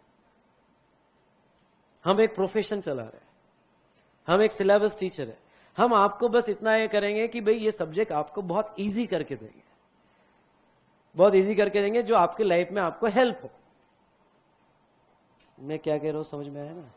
तो इन सिंपल वर्ड मैं आपको ये कहना चाहता हूं, और नो डाउट बेटा, ओके, मैं आपका गुरु तो उसी दिन बन जाऊंगा जब जिस दिन आप मेरे पास आओगे, मेरे साथ अपने प्रॉब्लम सॉल्व करोगे, मेरे से कुछ लाइफ में मोटिवेशन लेके जाओगे, may be personally, may be together. अभी तो हम सिर्फ सिलेबस कंप्लीट कर रहे हैं, सिलेबस को सिंपल इजी वे में समझा रहे हैं। हाँ, पर मैं आपके लाइफ में कुछ ऐसा कर दूं कि जिससे तुम्हारी लाइफ टर्न ले ले, उस दिन मैं गुरु बना। जब तुम्हारे लाइफ में सक्सेस मिल जाए, तुम मोटिवेट हो जाओ। मैं नहीं, यहां सभी फैकल्टीज हुई स्मार्ट की। तो मैं आपको, चलो ये पॉइंट डिस्कशन डाइवर्ट हो गया, पर मैं आपको इतना ही कहूंगा कि यहां से जाने के बाद अगर सेम डे आपने नहीं पढ़ा तो आप ना लैंग्वेज कंस्ट्रक्ट कर पाओगे, और 2-3 दिन का गैप हुआ तो आप बिल्कुल ही नहीं पढ़ पाओगे। तो आइदर यहां से जाने के बाद कम से कम पढ़ना है, पढ़ना तो पड़ेगा। तो बेटा तुझे एक बात बता दूं संदीप, जब मैं टेक्स्ट रीड कर रहा हूं ना, तो तेरा फोकस इतना होना चाहिए कि अगर मुझे कंसेप्ट समझ गया और दोबारा टेक्स्ट रीड कर रहा हूं तो अब ये टेक्स्ट यहीं के यहीं लर्न हो जाना चाहिए, इतना फोकस चाहिए। तो मैं तुझे गारंटी देता हूं संदीप, या सबको मैं यहां कह रहा हूं कि घर पे कम से कम पढ़ने की जरूरत पड़ेगी। और एक बात देखो, दूसरा इंटरेस्ट कैसे बढ़ता है सब्जेक्ट में, मैं आपको यह भी बता देता हूं। इंटरेस्ट सब्जेक्ट में इस तरह से बढ़ता है कि आपको पिछला याद है तो सामने का जल्दी समझ में आता है, और सामने का जल्दी है तो सब्जेक्ट में इंटरेस्ट आ जाता है। और इंटरेस्ट तब आता है जब आप इतने सारे स्टूडेंट में पहले आंसर दे पा रहे हो, क्योंकि आपका कनेक्टिविटी इमीडिएट फास्ट लग रही है, तो सब्जेक्ट का इंटरेस्ट बढ़ जाता है। और एक चीज पे आप अटक गए, देखना कभी एक चीज पे आप अटक गए और वो समझ में नहीं आ रही है, या आप 1-2 दिन एब्सेंट रहे और चीजें 1-2 दिन एब्सेंट रहा, तो सबसे पहले आप लिंक टूट गई तो आगे का समझते हुए भी कॉन्फिडेंस नहीं आता है कि समझ रहा है क्या। तो इन सिंपल वर्ड मैं आपको इतना ही कहूंगा कि अगर मैं बिना बात किए, और यहां घर पे अगर कम से कम पढ़ना है, घर पे अगर बहुत अच्छे से आपको टाइम मैनेज करना है, तो अगर मैं 10 मिनट लेट आ रहा हूं, या फैकल्टी लेट आ रही है, या बीच में आपको 10-15 मिनट का गैप मिल रहा है, बिल्कुल वेस्ट मत करना। अगर आप मैं बोला हुआ आप फॉलो करोगे ना बेटा, तो आप 100% फर्स्ट अटेम्प्ट में पास होगे। टाइम चुरा लेना, क्योंकि धीरे अभी तो स्टार्ट हुआ है, 15-20 दिन हुए हैं, धीरे धीरे आपको फील हो जाएगा टाइम बिल्कुल नहीं मिलता है, टाइम नहीं मिलता। इसलिए जितना टाइम चुरा लोगे उतना आप घर पे रिलैक्स जाओगे, ठीक है। तो मैं ये चाहूंगा कि अगर मैं एक बार कंसेप्ट समझाने के बाद रीड कर रहा हूं, तो मेरे से ज्यादा आपकी इतनी स्पीड होनी चाहिए और इतना फोकस होना चाहिए कि आपका लर्न हो जाना चाहिए, एक बार वो लैंग्वेज पे होल्ड आ जाना चाहिए। तो मैं इतना फोकस चाहता हूं, डिपेंडेंसी मेरे पे नहीं चाहता ना रीड करने की। मेरे से सिर्फ तू इतना एक्सपेक्ट कर लेना, या यहां सभी इतना है कि मैं सब्जेक्ट को बहुत इजी करके दूंगा, बैकग्राउंड बताऊंगा, ऐसा क्यों हुआ था ये बताऊंगा, गवर्नमेंट ने क्या सोचा ये बताऊंगा, इससे क्या प्रॉब्लम्स आए, केस स्टडीज लूंगा, केस स्टडी में लोग कैसे प्लानिंग करते थे, बहुत सी कंपनीज कैसे प्लानिंग करती थी, कैसे टैक्स बचाएगा, ये मेरे से जरूर एक्सपेक्ट करना, क्योंकि ये मैं मेरा नॉलेज शेयर कर रहा हूं। पर एग्जाम के लिए तुझे ही करना पड़ेगा, उससे ज्यादा हम कुछ नहीं कर सकते। Is it clear? तो यहां अगर मैं पढ़ रहा हूं तो मेरे साथ आप इस तरह से पढ़िएगा कि उसी वक्त याद हो जाना चाहिए, इतना आपका फोकस चाहिए, ठीक है। तो नाउ नेक्स्ट यहां पे पॉइंट्स भी बनने चाहिए, जैसा अभी तू मेरे साथ पढ़ रहा, तेरा काम मेरे के साथ अगर तू अपनी स्पीड मैच करेगा, मेरे से ज्यादा रहेगा ना, तो तू देख बहुत मजा आएगा। यानी यहां पे ओके, जैसे ही मैंने खत्म किया, आर्टिकल 269 है, ये आईजीएसटी का पावर देता है, लेवी करने का पावर देता है, ये इसका कलेक्शन गवर्नमेंट करता है, सेंट्रल गवर्नमेंट करेगी, और शेयर अपोर्शन होगा, बात खत्म। तेरे दिमाग ने पॉइंट्स बनाना चालू कर दिया, और ये जितनी प्रैक्टिस करोगे ना पॉइंट्स बनाने की, ये कोर्स में बहुत काम आएगा, बहुत। क्योंकि एक चीज आप सभी समझ लो, इंडियन एजुकेशन सिस्टम ही ऐसा है कि read the thing, memorise the thing and write the thing, दूसरा कोई ऑप्शन नहीं है। आप कितने भी टैलेंटेड हो, घर पे बैठो, कितनी भी अच्छी ग्रास्पिंग हो, घर पे बैठो, जिसको ये टेक्निक आ गई कि कैसे मेमोराइज करना, कैसे पॉइंट फिक्स करना, कैसे लिखना, उसके लिए सीए कोई बड़ी बात नहीं। और जिसने आज तक ये सिखा ही नहीं कि कैसे वर्ड्स को स्प्लिट करना, कैसे पॉइंट्स बनाना, उसके लिए मैं अभी से कह देता हूं सीए बहुत हार्ड है। इसलिए ये स्पीड आपको मैच करनी पड़ेगी मेरे साथ, कि मैंने खत्म किया, मैंने आर्टिकल 246 से खत्म किया, तो आपके माइंड ने 2 मिनट के अंदर अंदर माइंड प्रोसेसिंग बना लेनी चाहिए। आर्टिकल 246 से दोनों मिलकर लॉ बनाएगी, पार्लियामेंट एंड स्टेट, और जीएसटी पे टैक्स लगाया जाएगा, ओके, और इंटर स्टेट पे एक्सक्लूसिव पार्लियामेंट लगाएगी, ओके, और कुछ आइटम्स पे जो है 5 आइटम्स पे जीएसटी उस दिन आएगा जिस दिन जीएसटी काउंसिल रिकमेंड करे। अब देखिए 2 पेज तू 5 मिनट में रिवाइज कर सकता है, ये हो गया। हाँ, अल्कोहल पे टैक्स लगाने का पावर ओनली स्टेट के पास, वो जीएसटी में नहीं है। टोबैको पे एक्साइज भी लगेगा, जीएसटी भी लगेगा, पर वैट और सीएसटी नहीं, बात खत्म। वो इतनी बड़ी बड़ी बुक सब बाजू में, ये तुझे डेवलप करना पड़ेगा। ये मैं इसको पॉइंट आउट नहीं, मैं सबको पॉइंट आउट कर रहा हूं, ये आपको डेवलप करना पड़ेगा। कि जैसे मैंने खत्म किया या विजय सर ने खत्म किया, अगर यहाँ विजय सर कोई इनकम के बारे में बता रहे, फिर लीगल हो, इलीगल इनकम हो या पर्सनल इनकम हो, ये हो वो हो, आपके माइंड ने प्रोसेसिंग चालू कर देनी चाहिए। यहाँ दर्शन सर बता रहे प्रोसेसिंग चालू कर देनी चाहिए।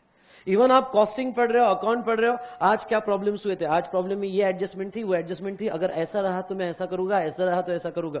कॉस्टिंग में सबसे बड़ा प्रॉब्लम धीरे धीरे ये जाएगा कि प्रेजेंटेशन मुश्किल जाएगा। ओके, प्रॉब्लम पढ़ने के बाद आपको ऐसा लगेगा कि कहां से चालू करूं, धीरे धीरे ये प्रॉब्लम आएगा कि कहां से चालू करूं। तो माइंड को बार बार रिवाइज करो। ओके, दूसरी बात, मैं इवन यहां पे कि कभी कभी ये कोशिश करना, घर पे एक मैं जो कह रहा हूं इतना सा करके देखना कि सॉल्यूशन को देख के क्वेश्चन बनाना। जिसने सॉल्यूशन को देख के क्वेश्चन बनाना सीख लिया तो उसको जो हिडन एडजस्टमेंट है वो क्वेश्चन पढ़ते ही समझ जाएगी कि जो क्वेश्चन बनाता है वो क्वेश्चन के वर्ड्स में हिडन एडजस्टमेंट कैसे रखता है। अरे आया ना। तो कभी कभी आप फॉरवर्ड जा रहे हो तो कभी कभी बैकवर्ड भी जाना, कि क्वेश्चन नहीं देखना, सॉल्यूशन देखना। और सॉल्यूशन में अगर ऐसा किया होगा, मतलब क्वेश्चन में इस तरह से वर्ड यूज किए होंगे, क्वेश्चन में ये हिडन एडजस्टमेंट रखी होगी। जितना माइंड को ट्रेन करोगे ना यार, उतना कोर्स बहुत इजी है। और जो स्टूडेंट ने बहुत कैजुअल लेके आया है, या घर के प्रेशर से आया है, या लाइफ में कुछ करना चाहिए भाई, अब कुछ नहीं हो रहा है, किधर एडमिशन नहीं मिल रही है तो चलो सीए करते हैं, ये एंगल से जो आया होगा, मैं ये कहूंगा कि मुश्किल, मैं ये नहीं कहूंगा इम्पॉसिबल, पर मुश्किल। और बेटा अगर लिए हो ना, कोई भी रीजन से लिए हो, तो एक बार का अच्छे से खत्म करो यार। लाइफ के 3 साल अगले 50 साल आपके बेस्ट कर देगी। फाइनेंशियल स्टेबिलिटी तो आई जाएगी। लाइफ की ये 3 साल आपके अगले 50 साल, एक फाइनेंशियल स्टेबिलिटी तो मिल ही जाएगी। ये तो हो ही जाएगा कि यार 50,000 से कम तो नहीं मिलेगा, या इनिशियल 1 साल 30-35 हजार हो सकता है, पर आपको 1 साल बाद 100% 50,000 के ऊपर मिलेगा। फिर इसके आगे तो जितनी आपकी कमाने की ताकत हो, वो विजय सर कहते हैं ना कैलकुलेटर लेके मत बैठना। तो यहां इन सिंपल वर्ड में जितनी आपकी कमाने की ताकत हो, तो इन सिंपल वर्ड मैं कह रहा हूं यहां पे लास्ट हम हमारे पॉइंट पे आते हैं। अब मैं अब बात करने लगा तो 1 घंटा चले जाएगा, पर हम हमारे पॉइंट पे आते हैं। और यहां पे कि मैं अगर रीड कर रहा हूं तो तेरा टारगेट या सबका टारगेट ये होना चाहिए कि अभी के अभी पॉइंट्स बनने चाहिए, समरी बननी चाहिए और लर्न हो जाना चाहिए। ठीक है, तो नाउ यहां पे देखो, इंटरस्टेट पे सेंट्रल गवर्नमेंट लगाएगा और वो क्या करेगा बेटा, अपोर्शन करेगा। एक एक्सप्लेनेशन देखो यहां पे क्या है। For the purpose of this clause, मैं सबका ध्यान चाहूंगा, for the purpose of this clause supply of goods और सर्विसेज और both in the course of import into territory of India shall be deemed to be supply of goods और services और both in the course of क्या, underline import. Underline import आपको कुछ याद है? Import transaction को भी इंटरस्टेट बोला जाएगा। अब देखो इसको एक लाइन में भी लिखना, एग्जाम में सिर्फ एक लाइन याद रखना कि supply of import of goods और services treated as interstate, treated as क्या, इंटरेस्ट, बात खत्म। ठीक है, पर वर्ड्स क्लियर आने चाहिए, सप्लाईज ऑफ क्या, गुड्स और सर्विसेज। आपने सिर्फ इतना शॉर्ट लिखा ना तो ये भी समझ में नहीं आता है। Import treated as interstate, if you say import treated as import of what, थोड़ा उसको supplies of import of goods और services would be treated as क्या, इंटरस्टेट। अच्छा, मैंने आपको ये भी पढ़ा है एक्सपोर्ट, कम ऑन, क्या एक्सपोर्ट, एक्सपोर्ट यहां नहीं दिया है पर आगे सेक्शन में कवर्ड है कि एक्सपोर्ट भी क्या माना जाता है, इंटरस्टेट। यहां इसलिए नहीं दिया क्योंकि एक्सपोर्ट को 0 रेट बेनिफिट देना था। एक्सपोर्ट को क्या बेटा, उनको 0 रेट बेनिफिट देना था, तो इसलिए उन्होंने अलग से कवर किया है, पर इंपोर्ट को कवर कर लिए यहां पे। तो इंपोर्ट ट्रांजेक्शन, उसके बाद में amount apportion in the state under clause 1 shall not form a part of consolidated fund of क्या, इंडिया। ओके, तो ये जो आईजीएसटी का पैसा आएगा, वो आईजीएसटी का पूरा पैसा इंडियन गवर्नमेंट का यानी सेंट्रल गवर्नमेंट का कंसोलिडेटेड फंड नहीं माना जाएगा। उसमें का 50% किसको देना पड़ेगा, स्टेट को। Is it clear? ओके, चलो नेक्स्ट बेटा, कम ऑन। यहां पे एक बार फिर से मैं आपको कुछ इनिशियल लेक्चर में आदत लगाता हूं पॉइंट्स बनाने की, और ये पॉइंट्स बनाना हर सेशन में थोड़ा मैं तरीका बता देता हूं कैसे बनाना। आर्टिकल 269 है। ओके, तो पॉइंट्स, आर्टिकल 246 ये सोर्स एंट्री थी फॉर जीएसटी, 269 ने किसकी सोर्स एंट्री थी, आईजीएसटी। ठीक है, तो इंटरस्टेट ट्रेड पे कौन सा टैक्स लगेगा, आईजीएसटी। कलेक्ट कौन करेगा, सेंट्रल। बात समझ में, कलेक्ट कौन करेगा, सेंट्रल। लेवी भी कौन करेगा, सेंट्रल। अपोर्शन किया जाएगा किसके साथ, स्टेट के साथ। और इंपोर्ट ट्रांजेक्शन भी इंटरस्टेट माने जाएगा। Is it clear? ओके, चलिए article 366 definition of GST. GST की डेफिनेशन हमारा कॉन्स्टिट्यूशन क्या कहता है, हमारा कॉन्स्टिट्यूशन कहता है, मेरे साथ सभी पढ़िएगा, goods and service tax means any tax on supply of goods और सर्विसेज और both except taxes on supply of alcoholic liquor for human.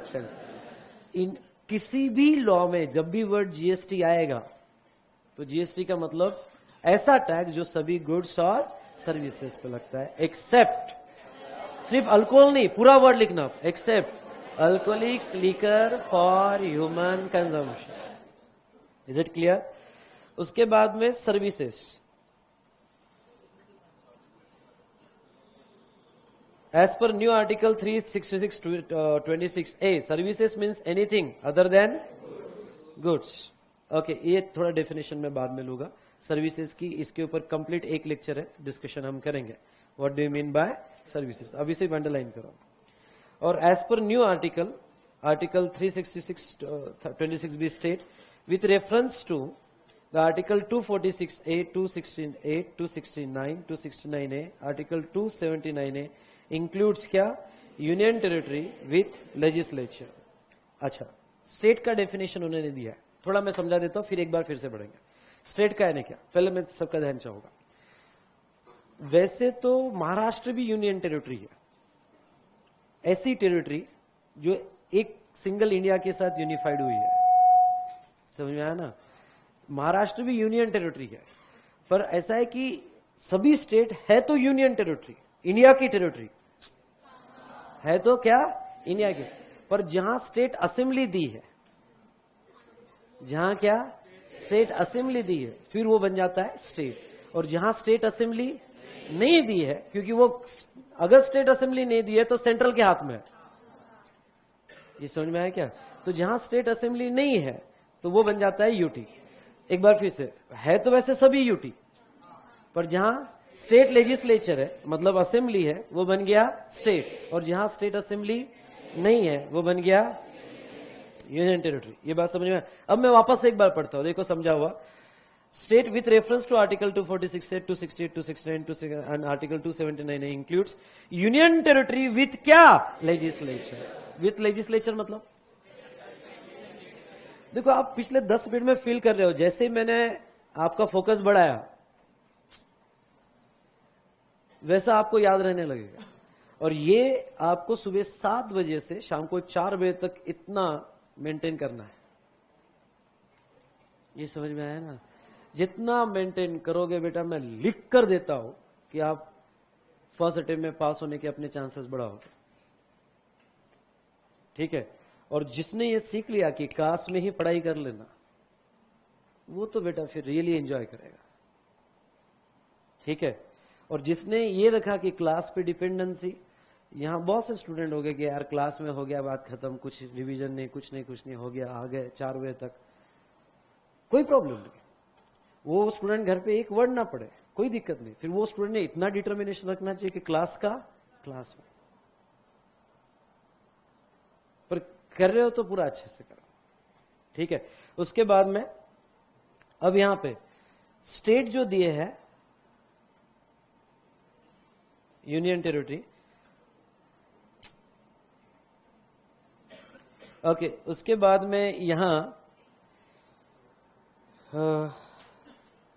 थोड़ा मैं ये जो है इसको बाद में लूंगा, ये कंसेप्ट को। आर्टिकल 279 है जीएसटी काउंसिल, इसको भी बाद में लेता हूं। अब एक लास्ट डिस्कशन पे आता है, ये थोड़ा थ्योरेटिकल डिस्कशन में बाद में लेता हूं।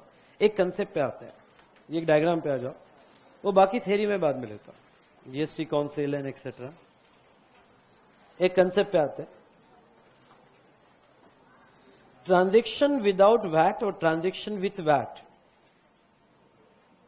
ये विदाउट वैट मतलब सेल्स टैक्स, ओके, मैं आपको बताता हूं सेल्स टैक्स वैट में कब बदला। इंडिया में 2004 तक सेल्स टैक्स ये वर्ड था। कब तक बेटा? 2004 तक। और 2004 में जैसे ही मनमोहन सिंह गवर्नमेंट आई, ये मत समझना कि GST only a dream project of BJP government, mister Modi, नहीं। ये अगर मैं सच कहूं तो ये ड्रीम प्रोजेक्ट था डॉक्टर मनमोहन सिंह। मनमोहन सिंह जी, ये मैं आपको ये ऑनेस्टली कहता हूं, जहां तक मैं जितना पढ़ता हूं, कि ये बहुत अच्छे इकोनॉमिस्ट, बहुत अच्छे फाइनेंस मिनिस्टर थे। हाँ, बहुत अच्छे प्राइम मिनिस्टर थे कि नहीं वो नहीं पता, और बहुत अच्छे इकोनॉमिस्ट थे और बहुत अच्छे फाइनेंस मिनिस्टर थे। ठीक है, क्योंकि आज मोदी जी भी बहुत सी बार एडवाइस लेते हैं डॉक्टर मनमोहन सिंह इनसे इकोनॉमिकल रिफॉर्म के बारे में। वो बात अलग है कि भाई पार्टी अलग अलग है। Did you understand? तो अब मैं आपको बताता हूं कि 2004 में, 4 के पहले सेल्स टैक्स था और फिर बाद में क्या? वैट आया। स्ट्रक्चर देखो क्या स्ट्रक्चर ये था बेटा सेल्स टैक्स में। समझ लो यहां पे Shaila limited, Jeet limited and customer. तो यहां पे ये जो है प्राइस 1 लाख रुपए चार्ज कर रहा है, 1 लाख रुपए चार्ज कर रहा है। थोड़ा कंसेप्ट की तरफ ध्यान देना। और पहले सेल्स टैक्स लगता था। पहले क्या लगता था बेटा? Sales tax at the rate क्या? 10% समझ लो। तो कितना हो गया? 1 लाख का 10,000। टोटल प्राइस कितनी हुई? 1,10,000। 1,10,000। अच्छा, गवर्नमेंट को कितना पे हो गया? 10,000 पे हो गया। ठीक है, अब ध्यान से सुनना। अब जीत लिमिटेड क्या करता था? उसकी परचेस प्राइस कितनी ट्रीट करता था? 1,10,000। 1,10,000 उसकी परचेस प्राइस। वो आगे वैल्यू एडिशन जीत लिमिटेड का, वैल्यू एडिशन लिखते जाओ मेरे साथ, टाइम बचेगा। जीत लिमिटेड का वैल्यू एडिशन 50,000। तो वो उसकी सेल प्राइस होती थी 1,60,000 और उसके ऊपर sales tax at the rate 10%, यानी 16,000। तो 1,76,000। 1 लाख क्या बेटा? 76,000। ठीक है, अब ये फिर अगर आपको याद होगा तो फिर डिस्ट्रीब्यूटर से होलसेलर, होलसेलर से रिटेलर, रिटेलर से अल्टीमेट कंज्यूमर, ऐसी चेन थी पूरी।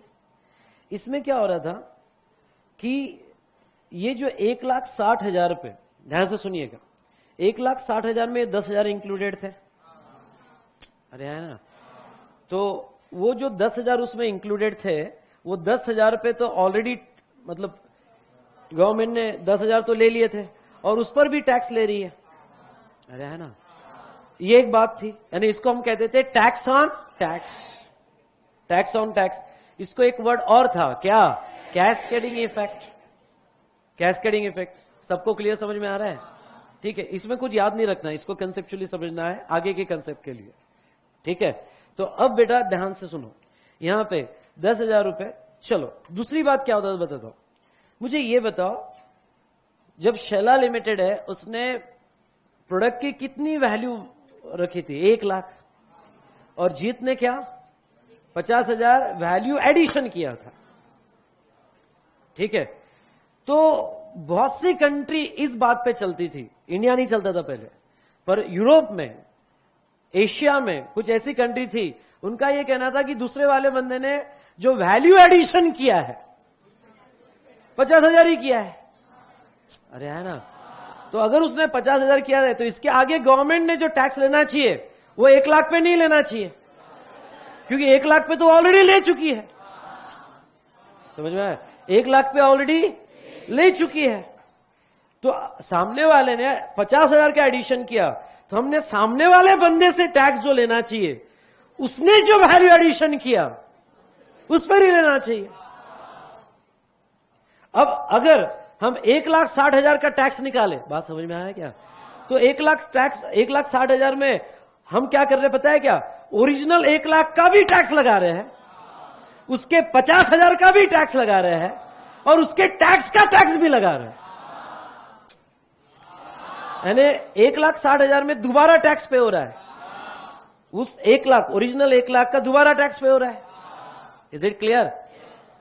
प्लस उसके वैल्यू एडिशन का, उसके वैल्यू एडिशन का हमें दिक्कत नहीं है। उसने वैल्यू एडिशन कितना किया था? 50,000। अब वैल्यू एडिशन मतलब उसने प्रोडक्ट को चेंज नहीं किया, value addition in financial term, यानी उसने अपना प्रॉफिट मार्जिन, समझ में आया ना? तो उसने 50,000 रुपये लगना चाहिए। और इमेजिन करो ये तो सिर्फ 2 हैंड शिफ्ट हुए। ओके, जब चेन बनती है, क्या chain? Manufacturer to distributor, distributor to wholesaler, wholesaler to retailer, retailer to ultimate. तो वो ओरिजिनल 1,000 रुपए जो है, कुछ याद है? ओरिजिनल 1,000, उसके वो 1,000 तो बार बार सब प्राइस में इंक्लूडेड है। कुछ समझ आया? यानी वो ओरिजिनल 1,000 पे गवर्नमेंट बार बार टैक्स ले रही है। तो फंडा ये था कि इसने जितना वैल्यू एडिशन किया, पहले बताओ ये बात से सभी कन्विंस है? और यूरोपियन कंट्रीज ने सबने सिर्फ वैल्यू एडिशन सिस्टम में एक्सेप्ट किया। फंडा बहुत क्लियर था कि इसने जितना ऐड किया है उतने पे एक्स्ट्रा टैक्स लगाओ। Is it clear? अब इंडिया ने डिसाइड किया कि चलो 2004 में, समझ में आया क्या? यानी फ्रांस ने 1951 में वैट सिस्टम एक्सेप्ट किया। कब? 1951 पहला कंट्री था वैट सिस्टम, और इंडिया में 2004 में। ठीक है, तो अब वैट सिस्टम, तो इंडिया, इसमें क्या होता था मैं बताता हूं। वैट सिस्टम आने के बाद क्या प्रॉब्लम होता था। पहले तो आप समझ गए कैस्केडिंग इफेक्ट, ठीक है। अब कैस्केडिंग इफेक्ट में गवर्नमेंट का रेवेन्यू ज्यादा होता था, क्योंकि tax on tax, tax on tax, और एक ही वैल्यू पे डबल टैक्स। यानी गवर्नमेंट 10,000 इससे ले रही है और 16,000 इससे ले रही है। कितना हो रहा? 26,000। गवर्नमेंट का रेवेन्यू कितना हुआ? 26,000। पर इमेजिन करो, थोड़ा मैं प्रॉब्लम को टर्न करता हूं, मैं सबका ध्यान चाहूंगा, प्रॉब्लम को टर्न करता हूं। इससे 1 लाख पे ले रही है, 1 लाख पे कितना हुआ? 10,000, और इसके वैल्यू एडिशन पे ही ले रही है। इसके वैल्यू एडिशन पे कितना? 5,000। रेट 10% है ना, तो 5, यानी 10 + 5 कितना? 15। कहां 26 और कहां 15? 11,000 रेवेन्यू लॉस है। इसलिए इंडियन स्टेट गवर्नमेंट रेडी नहीं थी, क्योंकि वैट आया कि गवर्नमेंट का रेवेन्यू कम हुआ। मेरी बात समझे क्या? ठीक है, गवर्नमेंट का रेवेन्यू कम हुआ, पर अगर अदर साइड से देखा जाए तो ये गलत है। एक ही अमाउंट पे बार बार टैक्स कलेक्ट नहीं होना चाहिए, ये गलत है। तुम लूट रहे हो, टैक्स के नाम पे लूट रहे हो। Is it clear?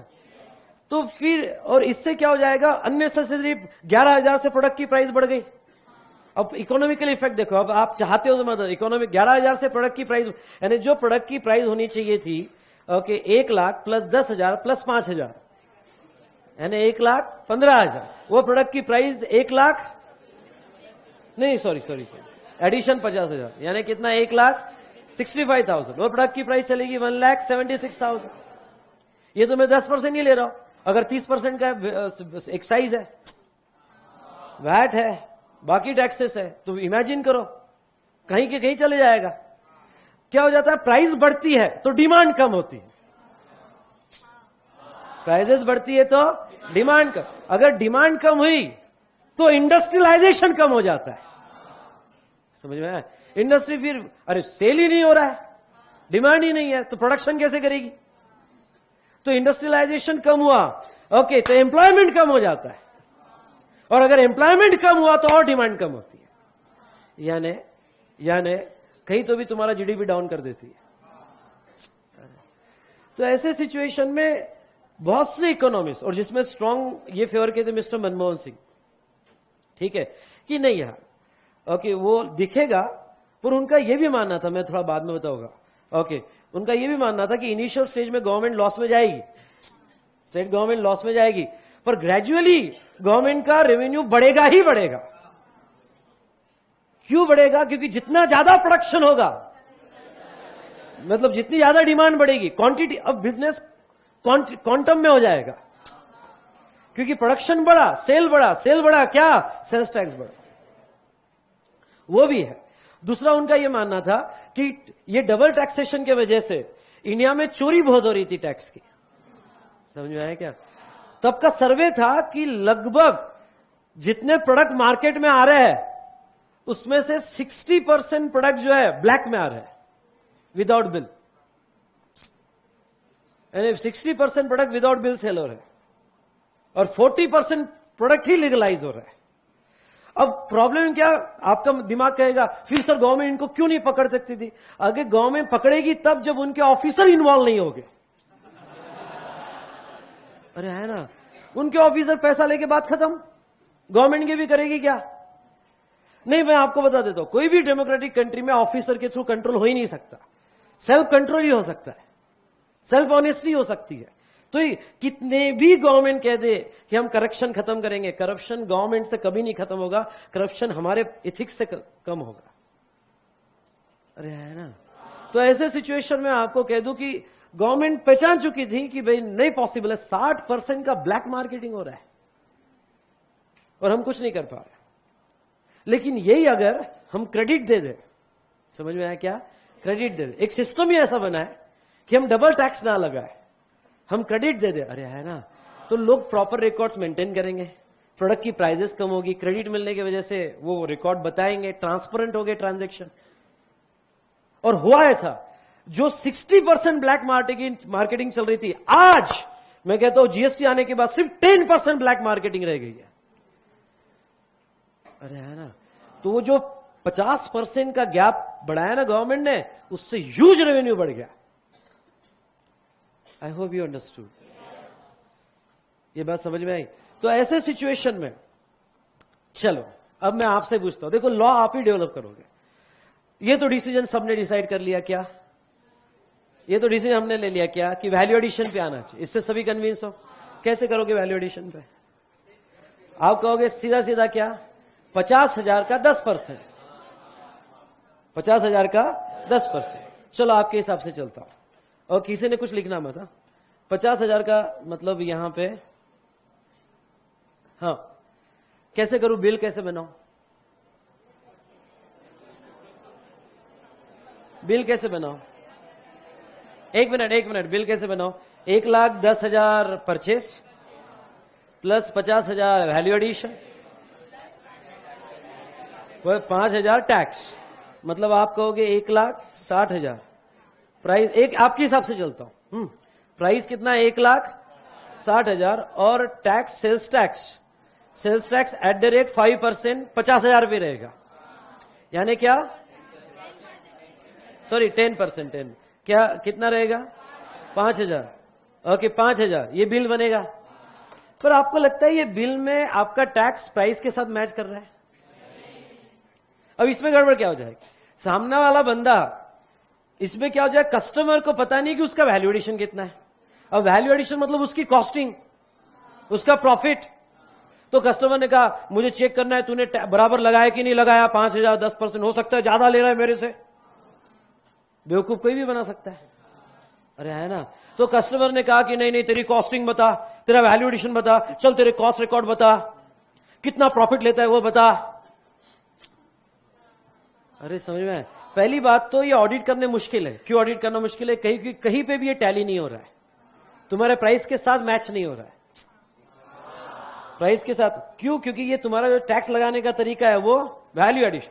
अब बताओ क्या है दूसरा प्रैक्टिकल प्रॉब्लम, ये वैल्यू एडिशन हर ट्रांजैक्शन की निकालते ही नहीं आएगी, क्योंकि इनडायरेक्ट टैक्स ट्रांजैक्शन वाइज है।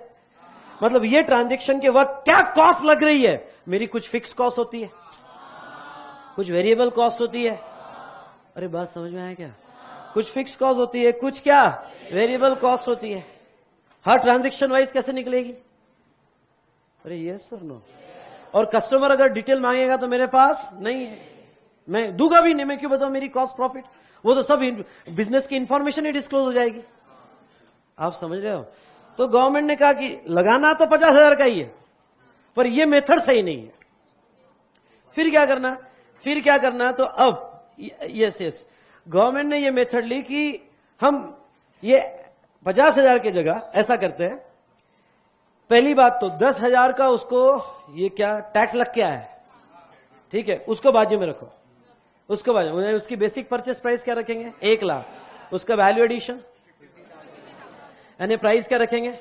1,50,000, ठीक है। जीएसटी उसकी प्राइस पे ही लगाएंगे, जीएसटी नहीं, सेल्स टैक्स उसके प्राइस पे लगाएंगे। बात समझ में आया? Sales tax at the rate क्या 10%, सबको समझ में आया? 10% कितना होता है? 15,000 हुआ। अब प्राइस के साथ मैच होगा, ऑडिट करना भी इजी हुआ, कस्टमर को बताना भी हुआ, देखो भाई प्राइस 1,50,000, उसका 10%, ये इजी हो गया कस्टमर को भी बताना। प्राइस का 10%। Is it clear? तो अब लेकिन वो गवर्नमेंट को कितना देगा? तो गवर्नमेंट को वो देगा 15,000 उसका पेएबल आया और 10,000 वो ऑलरेडी दे चुका है। ऑलरेडी किसको दे चुका है? सप्लायर को। तो बचा कितना? अच्छा, 50,000 का 10%, ये भी कितना देगा? 5,000 ही। अरे है ना, देगा वो, पर डायरेक्ट 50 का 10 नहीं, फिर उसमें हम गड़बड़ हो जाएगी इनवॉइस बनाते वक्त। ये समझ में आया? तो इसको हम कहते हैं इनवॉइस मेथड। इसको क्या कहते हैं? पहले वाले को कहते हैं एडिशन मेथड, मतलब जितना ऐड किया उसके ऊपर 10%। वो मेथड इंडिया में फॉलो नहीं हुई। इंडिया में यह हुआ कि पहले इनवॉइस बना, इनवॉइस वैल्यू पे टैक्स लगा, और जितना इनवॉइस वैल्यू पे टैक्स लगाएगा, मेरी बात समझे क्या, इतना इनवॉइस वैल्यू पे टैक्स लगाएगा माइनस तूने जो परचेस पे ऑलरेडी दे दिया है, क्योंकि वो 1 लाख का ऑलरेडी दे दिया है। किसको दिया है? मेरे सप्लायर को। उसना सेट ऑफ ले ले, तो जो नेट बचेगा वो नेट ही tax on value addition VAT रहेगा। यस और no?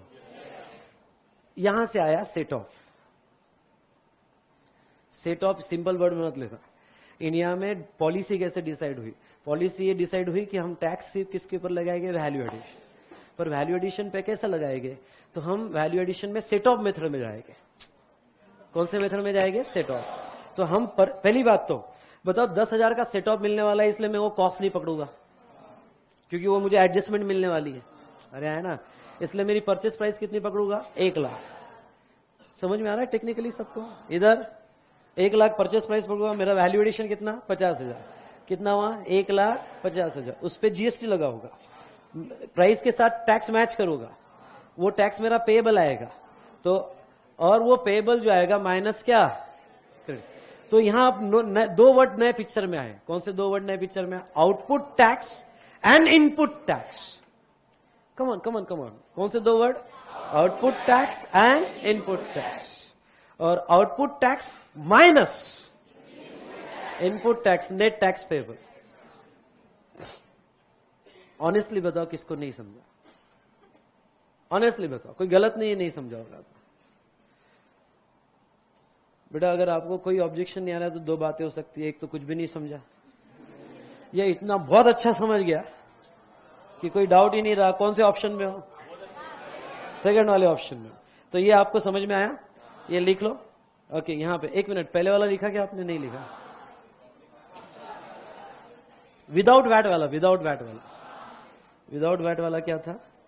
1,60,000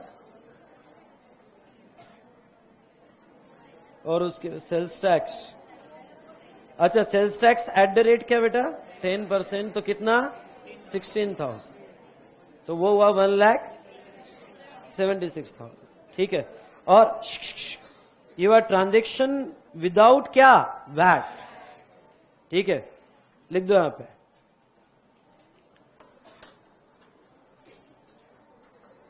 This transaction leads to cascading effect, that is tax on tax.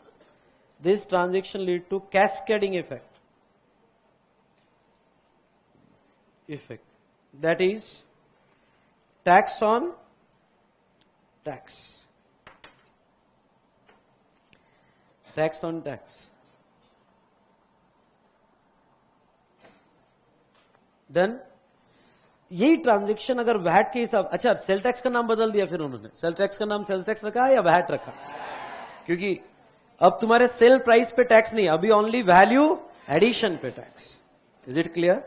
तो अब वही एग्जांपल अगर हम लेते हैं तो प्राइस है 1 lakh.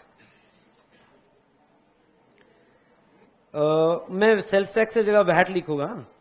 VAT at the rate 10%। कितना? 10,000। टोटल 1,10,000। यहां वैल्यू एडिशन 50,000। तो आपकी प्राइस हुई 1 लाख क्या? 50। 10,000 ऐड मत करना क्योंकि उसका सेट ऑफ मिलने वाला है। ठीक है।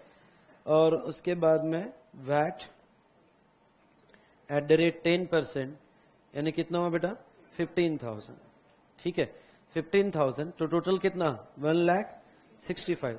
और नीचे लिखो net VAT payable, net VAT payable, output tax, output tax 15,000, less क्या बेटा, इनपुट टैक्स क्रेडिट, एक वर्ड डालना क्या, क्रेडिट, इनपुट टैक्स क्रेडिट कितना है तुम्हारे पास, इनपुट टैक्स क्रेडिट 10,000। ये लॉजिक सबको समझ में आया ना। मैं अब इसके आगे आईटीसी क्या होता है वो नहीं पढ़ा होगा, ठीक है। तो नेट कितना हुआ 5,000। अच्छा एक मिनट, अब एक लास्ट सवाल पूछना है। सर ये 5,000 अगर टैक्स आता है, सुनो सब ध्यान से, 5,000 अगर ये गवर्नमेंट को कितना देने वाला है, ये सिर्फ 5,000, ये गवर्नमेंट को 5,000 देने वाला है। ओके, पेमेंट, और पेमेंट देगा कितना बेटा 5,000। अब मेरा सवाल है कि अगर ये गवर्नमेंट को 5,000 ही दे रहा है तो ये 15,000 कैसे पास ऑन कर रहा है। अगर इसने 5,000 दिए तो इसने भी 5,000 ही पास ऑन करने चाहिए। आपको बताओ क्यों, कैसे, वो ऑलरेडी 10,000 दे चुका है। किसको दे चुका, सप्लायर को 10, गवर्नमेंट को 5, एंटायर बर्डन। और एंटर कैसे पास ऑन किया 15,000। Is it clear, yes, okay. तो चलो हम देखेंगे सेशन, बाकी नेक्स्ट डिस्कशन नेक्स्ट सेशन में कंटिन्यू करेंगे, ठीक है।